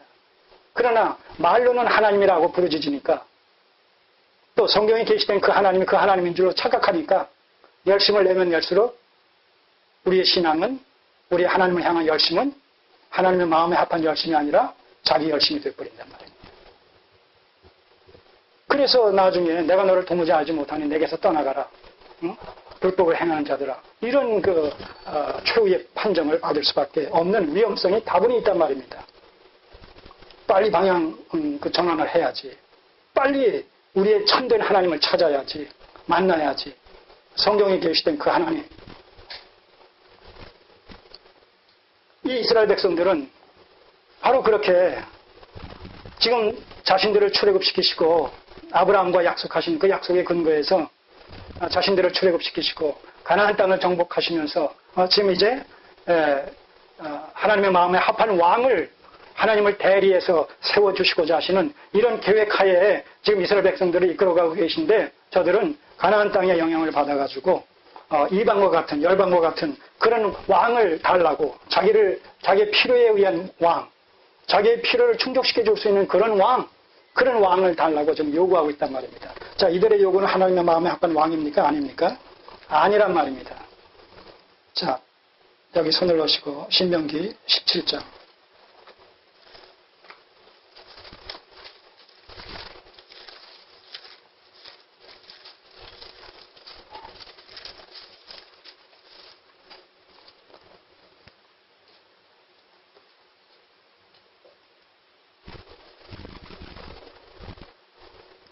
자, 14절이야. 17장 14절이야. 네가 네 하나님 여호와께서 내게 주시는 땅에 이르러서 그 땅을 얻어 거할 때에 만일 우리도 우리 주위에 열국같이 우리 위에 왕을 세우리라는 뜻이 나거든. 이게 굉장히 중요한 표현이에요. 인간의 필요에 의해서 세워지는 왕이 아니라 우리 주위의 열국같이 우리 위에 왕을 세우리라는 뜻이 나거든. 하나님께서 허락하실 때에 하나님의 때에 맞춰서 하나님은 이스라엘 백성들에게 아브라함 언약을 통해서 이미 왕을 주실 것을 약속하셨단 말입니다. 그러니까 이스라엘 백성들이 왕을 세우는 것은 하나님의 뜻이에요. 근데 중요한 것은 저들의 필요에 의해서가 아니라 하나님의 필요와 하나님의 때에 세워지는 하나님의 마음에 합한 왕이어야 된단 말입니다. 그런데 이스라엘 백성들은 지금 부단히 자신들의 현실적인 필요를 앞세워서 빨리 왕을 달라고 지금 이야기하고 있는 거예요. 같은 왕이라 할지라도 하나님의 마음에 합한 왕, 하나님의 때에 세워지는 왕과 이스라엘 백성들의 마음에 합한 왕과 저들이 필요에 의해서 저들이 그 필요한 때에 빨리빨리 참 세워졌으면 좋겠다라는 그 빨리빨리의 그 적합한 합당한 세워진 저들의 요구에 의해서 세워진 왕이라면 근본적으로 하나님의 마음에 합한 왕일까요? 아닐까요? 이미 아니라는 왕이죠. 그런 의미에서 벌써 이 3일 8장 20절에서 저들이 그렇게 세워달라는 그 왕에 의해서 세워진 왕이 누굽니까? 사울 왕입니다. 그러니까 그 사울 왕은 하나님의 마음에 합한 왕입니까? 아닙니까? 아닐 수밖에 없죠. 그런데도 왜 허락하셨을까요? 백성들의 요구가 아니라 너희 요구에 의해서 주어진 왕, 너희 필요에 의해서 세워진 왕이 얼마나 하나님의 마음에 합한 왕과 대비해 봤을 때에 자경미달인지 그것을 스스로 너희들이 체험하면서 목격하면서 교훈 얻으라. 그래서 다시는 그런 식으로 이기적인 목적을 앞세워서 하나님을 강요하거나 하나님 앞에 떼쓰거나 그래서는 안 된다. 이걸 보여주시기 위해서 실수를 통해서 깨달음을 주시기 위해서 저들이 원하는 왕을 백성들이 원하는 왕을 세워 주시도록 사무엘에게 허락을 하시잖아요. 이건 우리가 어떻게 적용시킬 수 있어요? 항상 그렇지는 않지만 우리의 잘못된 기도, 우리의 육신의 정욕을 위해서 드리는 기도가 때때로 응답되어질 수도 있다는 거예요. 근데 그때 그것은 우리의 유익을 위해서가 아니라 우리를 깨우쳐 주시기 위해서. 그래서 이스라엘 백성들이 하나님을 시험하면서 물을 달라고 하고 고기를 달라고 했을 때 그 시험이라고 얘기하면서 들어주셨잖아요. 근데 시편 기자는 그것을 해석하면서 저들이 그 하나님께서 들어주셨지만 그것을 먹고 나서 저들의 영혼이 파리해졌다라고 해석한단 말이에요. 응답을 받았지만 그 응답은 교훈을 위한 응답이었기 때문에 그 영혼이 파리해졌다. 오히려 하나님과의 관계는 더 악화됐다는 거예요. 여러분, 하나님과의 관계 정립을 말씀의 원리를 쫓아서 바르게 세워나가야지 그저 내가 주여 주여 믿습니다 믿습니다 하면서 열심을 낸다고 해서 그래서 열심에는 자기 열심과 하나님의 열심이 있어요. 응?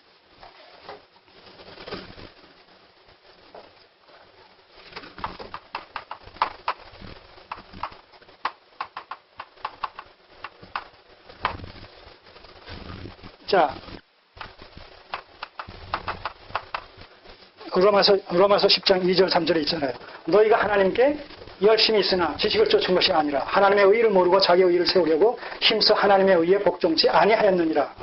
너희가 하나님께 열심히 있으나 지식을 쫓지 않는 열심이라면 그것은 어떤 결과를 초래하느냐? 자기 의를 세우려고 하나님의 의에 복종치 않게 된다는 거예요. 그러니까 결국 하나님의 말씀의 원리를 쫓아서 신앙생활하지 않으면 결국은 자기 열심에 자기 의를 추구하는 자기 열심으로 말미암아 하나님께 불복종적인 신앙으로 그렇게 결론지게 된다는 거예요.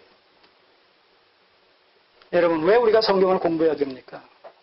성경은 교훈과 책망과 바르게 함과 의로 교육하기에 유익하니 이는 하나님의 사람을 온전케 하며 모든 선한 일을 행하기에 온전케 하게 해주시기 위해서 성경을 주셨기 때문에 성경에 입각해서 우리가 신앙생활을 해야 되기 때문에 성경에 정통해야 되고 성경에 정통해야 되기 때문에 우리가 이런 수고를 마다하지 않는 것이다 하는 얘기죠.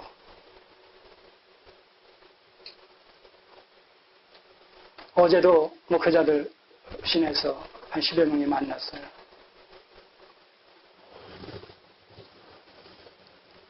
거기서 참 안타까운 소리를 들었어요. 대형교회, 제가 그 교회 이름을 얘기하면 다 알 수 있는 그 대형교회의 부목사가, 젊은 부목사가 들어와서 성경 공부를 하는데 담임 목사가 불러가지고 그 부목사에게 왜 성경 공부 가르치냐고, 성경 공부 가르치지 말라고, 성도들에게 성경 공부를 가르치지 말라. 주일날 내가 하는 설교로 독하다. 그래도 이 목사는 그 젊은 그 의기가 있어가지고 또 당연히 성경을 가르쳐야, 목사는 성경을 가르쳐야만 되는 자들 아닙니까? 성도는 성경을 공부해야 될 자 아닙니까? 그래서 성경을 계속 공부하니까 거기서 파이어 내쫓았다는 거예요. 지금 목회자들이 성경을 가르치지 말라는 거예요. 교인들을 우매화 시키고 있단 말입니다. 왜요? 그래야 목회하기가 편할 뿐만 아니라 말 잘 되는 거예요. 예. 목사의 권위 하에서 교회를 얼마든지 자기 마음에 좋을 대로 운영할 수가 있단 말입니다. 좌지우지할 수가 있는 것이죠. 권위를 세우기 위해서 그런 것이죠. 오늘 교회의 현실이 이렇다는 것입니다. 교인들이 많이 아는 것이 목회자에게 부담이 되어진다는 것이, 이걸 어떻게 우리가 해석을 해야 될까요? 하나님께서 교회에게 이 가르치는 은사자를 세우신 것이 뭐예요? 에베소서 4장 11절 이하에 하나님께서 교회에 특별히 가르치는 은사자를 두셨잖아요. 초대교회 때에는 사도와 선지자와 복음 전하는 자와 목사와 교사를 주셨으니 이는 성도들로 하여금 온전케 하며 봉사일을 하게 하며 그리스도의 몸된 교회를 세우게 하려 함이니라, 이렇게 말씀하고 있단 말입니다. 말씀으로 양육케 하시기 위해서. 요한복음에서도 부활하신 주님께서 갈릴리에 찾아가셔서 베드로를 위시해서 사도들에게 뭐라고 말씀하십니까? 내 양을 치라, 내 어린 양을 먹이라고. 목양을 당부하시지 않습니까? 목양의 방편이, 목양의 도구가 뭐겠어요? 말씀이잖아요. 그럼 말씀을 풍성히 알아서 풍성히 전해야 된단 말입니다. 말씀으로 통통 살이 찌게 만들어야 된단 말입니다. 성도들이. 그런데 성경을 가르치지 말라고. 많이 알면 곤란하다고. 오히려 이런 식의 어떤 분위기가 팽배된다면 누구의 밥이 될 수밖에 없어요? 이단의 밥이 될 수밖에. 그게 현실로 그대로 나타나지 않습니까? 목사가 말씀을 가르치지 않고 말씀에 등한히 하면 이건 직무유기가 돼요. 직무유기가 된단 말이에요. 오늘 우리가 참 기가 막힌 시대에 살고 있어요. 성경을 통해서 바른 관점을 우리가 분별하고 정립하지 못하면 그런 시대적인 어떤 흐름 속에 편승해서 그냥 바람 따라 물결 따라 그냥 그렇게 부평초처럼 그렇게 떠돌아다닐 수밖에 없어요. 이거는 그냥 사단의 밥이 되는 거죠. 나를 잡수십시오 라고 자신을 그냥 마귀에게 그냥 상납하는 것이나 다름없단 말입니다. 말씀으로 전신 갑주를 입어야 되는 것이 사단과 싸움에서 승리의 결정적인 동인이 되는 것이 뭐예요? 말씀으로 전신 갑주를 입는 거예요. 사단과의 싸움은 진리와 비진리의 싸움입니다. 앞으로 이제 보세요. 더 많은 이런 이단들과의 싸움에서 제도권을 떠나는 사람들이 생겨나지 않는다고 보장 못한단 말입니다. 왜? 그 말씀으로 더 양육을 하고 정신갑주를 입어야 될 텐데 오히려 무장 해제를 시키니까 결과가 어떻게 될 것은 뻔하지 않습니까? 다시 돌아와서요. 사무엘상 8장. 자, 이렇게 해서 사울이 세워집니다. 사울이 세워져요. 왕으로서 하나님께서 허락하셔서 그에게 기름을 부어 그를 왕으로 세웁니다. 자, 그가 마음에 합한 하나님의 왕이 아니다라는 사실이 금방 드러나는데 특별히 13장에서 그 첫 번째 사건이 드러납니다. 블레셋과의 싸움에서 사무엘이 제사를 통해서 하나님의 신탁을 받고 거기에 입각해서 전쟁을 수행해야 되는 과정 속에서 사무엘이 일주일이 지나도 오지 않으니까 다급한 심정에 이 사울이 자기가 대신해서 이 제사를 집전하는 거예요. 자, 제사장의 일을 왕이 하면 되겠어요? 안 되겠어요? 안 된단 말입니다. 자, 그것이 7절에 8절에 13장 8절에 사울이 사무엘의 정한 기간대로 이레를 기다리되 사무엘이 길갈로 오지 아니하매 백성이 사울에게서 흩어지는지라 사울이 가로되 번제와 화목제를 이리로 가져오라 하면서 번제를 드렸단 말입니다. 그때 이제 그 사울이 오는 거예요. 자, 12절 이에 내가 이르기를 블레셋 사람은 나를 치러 길갈로 내려오겠거늘 내가 여호와께 은혜를 간구치 못하였다 하고 부득이하여 번제를 드렸나이다. 사무엘이 사울에게 이르되 왕이 망령되이 행하였도다. 왕이 하나님 여호와께서 왕에게 명하신 명령을 지키지 아니하였도다. 그리하였더라면 여호와께서 이스라엘 위에 왕의 나라를 영영히 세우셨을 것이오늘 지금은 왕의 나라가 길지 못할 것이라. 여호와께서 왕에게 명하신 바를 왕이 지키지 아니하였으므로 여호와께서 그 마음에 맞는 사람을 구하여 그 백성의 지도자를 삼으셨느니라. 자, 이렇게 마땅히 행할 바의 도리를 감당하지 못하고 오히려 월권을 하는 자, 이런 사울 왕의 모습이 뭐예요? 하나님의 마음에 합한 왕이 아니었다는 거예요. 처음부터. 백성들이 원했던 왕이지. 이 사울 왕에게서 하나님의 어떤 그 존재라는 것이 절대적으로 궁극적인 이런 대상으로 작용하지 못하고 있는 거예요. 자기의 현실적인 필요에 의해서 상황 윤리에 따라서 원리가 없다 보니까 하나님의 존재성이 궁극적인 어떤 가치로서 관심으로서 그렇게 그에게 다가오지 않음으로 말미암아 자기 속에 오를 대로 좋은 대로 그렇게 행동하는 모습을 본단 말이죠. 여러분, 하나님을 섬기는 자들이 하나님의 말씀의 원리가 폄하될 때에, 원리가 평가절하될 때에, 원리가 외면될 때에, 그 외면되어진 상태에서, 말씀의 원리가 외면되어진 상태에서 아무리 열심을 내면서 하나님을 섬긴다 할지라도 그 열심은 뭐가 된다고요? 하나님의 열심이 아니라 자기 열심이 됨으로 말미암아 하나님 앞에 불복종적이고 불법적인 신앙으로 간주될 수밖에 없다는 거예요. 내가 10년, 20년을 섬겼다. 집사요, 장로요, 무슨 권사요, 심지어는 목사요. 그런 것이 전혀 상관이 없다는 거예요. 바르게 섬겼느냐, 바르지 못하게 섬겼느냐. 나답과 아비후가 제사장으로 봉직이 돼가지고 레위기 10장에서 이 제사장의 직무를 수행하는 과정 속에서 번제단의 불로 성소에 그 향을 피워야 되는데 그 본문에 보게 되면 다른 불로 향을 피웠다고 그랬어요. 번제단의 불이 아닌 다른 불. 그 다른 불이 구체적으로 어떤 것인지 거기 명시되고 있지는 않아요. 그러나 중요한 것은 다른 불이었다. 하나님께서 명하신 불이 아니었다라는 사실로 말미암아 그 불로 성소의 향단에 향을 붙이셨을 때 하나님께서는 그를 받지 않으셨을 뿐만 아니라 그를 그 현장에서 즉사시켰단 말입니다. 오늘날 그리스도 안에서 베풀어 주신 하나님의 무한하신 은혜로 말미암아 우리가 하나님의 말씀의 원리를 쫓아서 하나님을 섬기지 못한다 할지라도 기즉사 되어지는 아나니아와 삽비라 같은 그런 즉사하는 그런 일들이 이 시대에 일어나지 않는다고 해서 우리가 하나님의 말씀을 기영히 여기며 전통과 습관에 매이어서 인본주의적인 어떤 신앙관을 가지고 열심을 내는 것이 내도 괜찮지 않느냐라는 생각을 한다면 천만의 말씀이란 말이죠.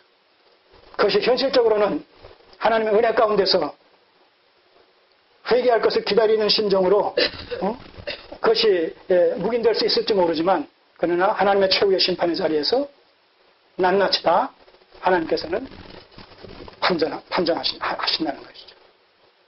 그 어느 것 하나도 그냥 스쳐 지나가거나 없는 것처럼 여겨질 수 있는 것은 하나도 없다는 거예요.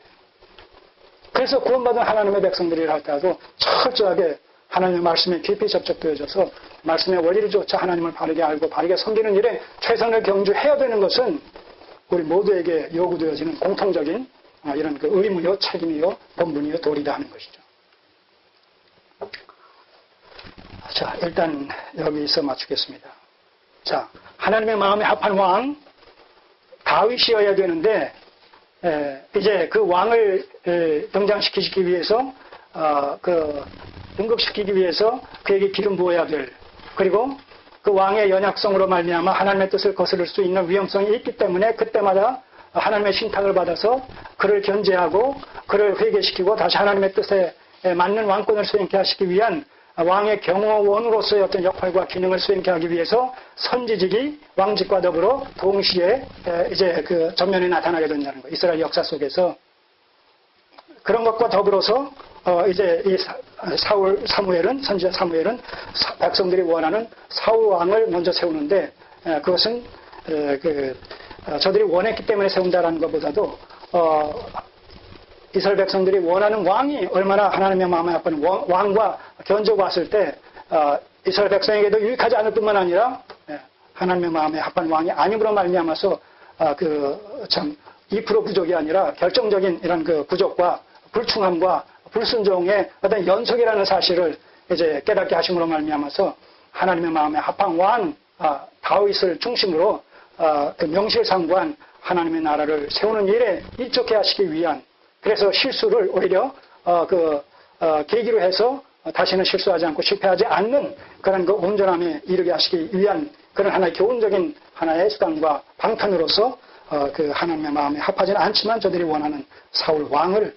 1차적으로 세우시게 됐다라는 사실을 우선 우리가 정리하면서 이제 아브라함 언약 속에 이제 본격적인 왕 언약의 성취로서의 다윗의 등장하는 모습을 우리가 다음 주에 한번 살펴보도록 하겠습니다.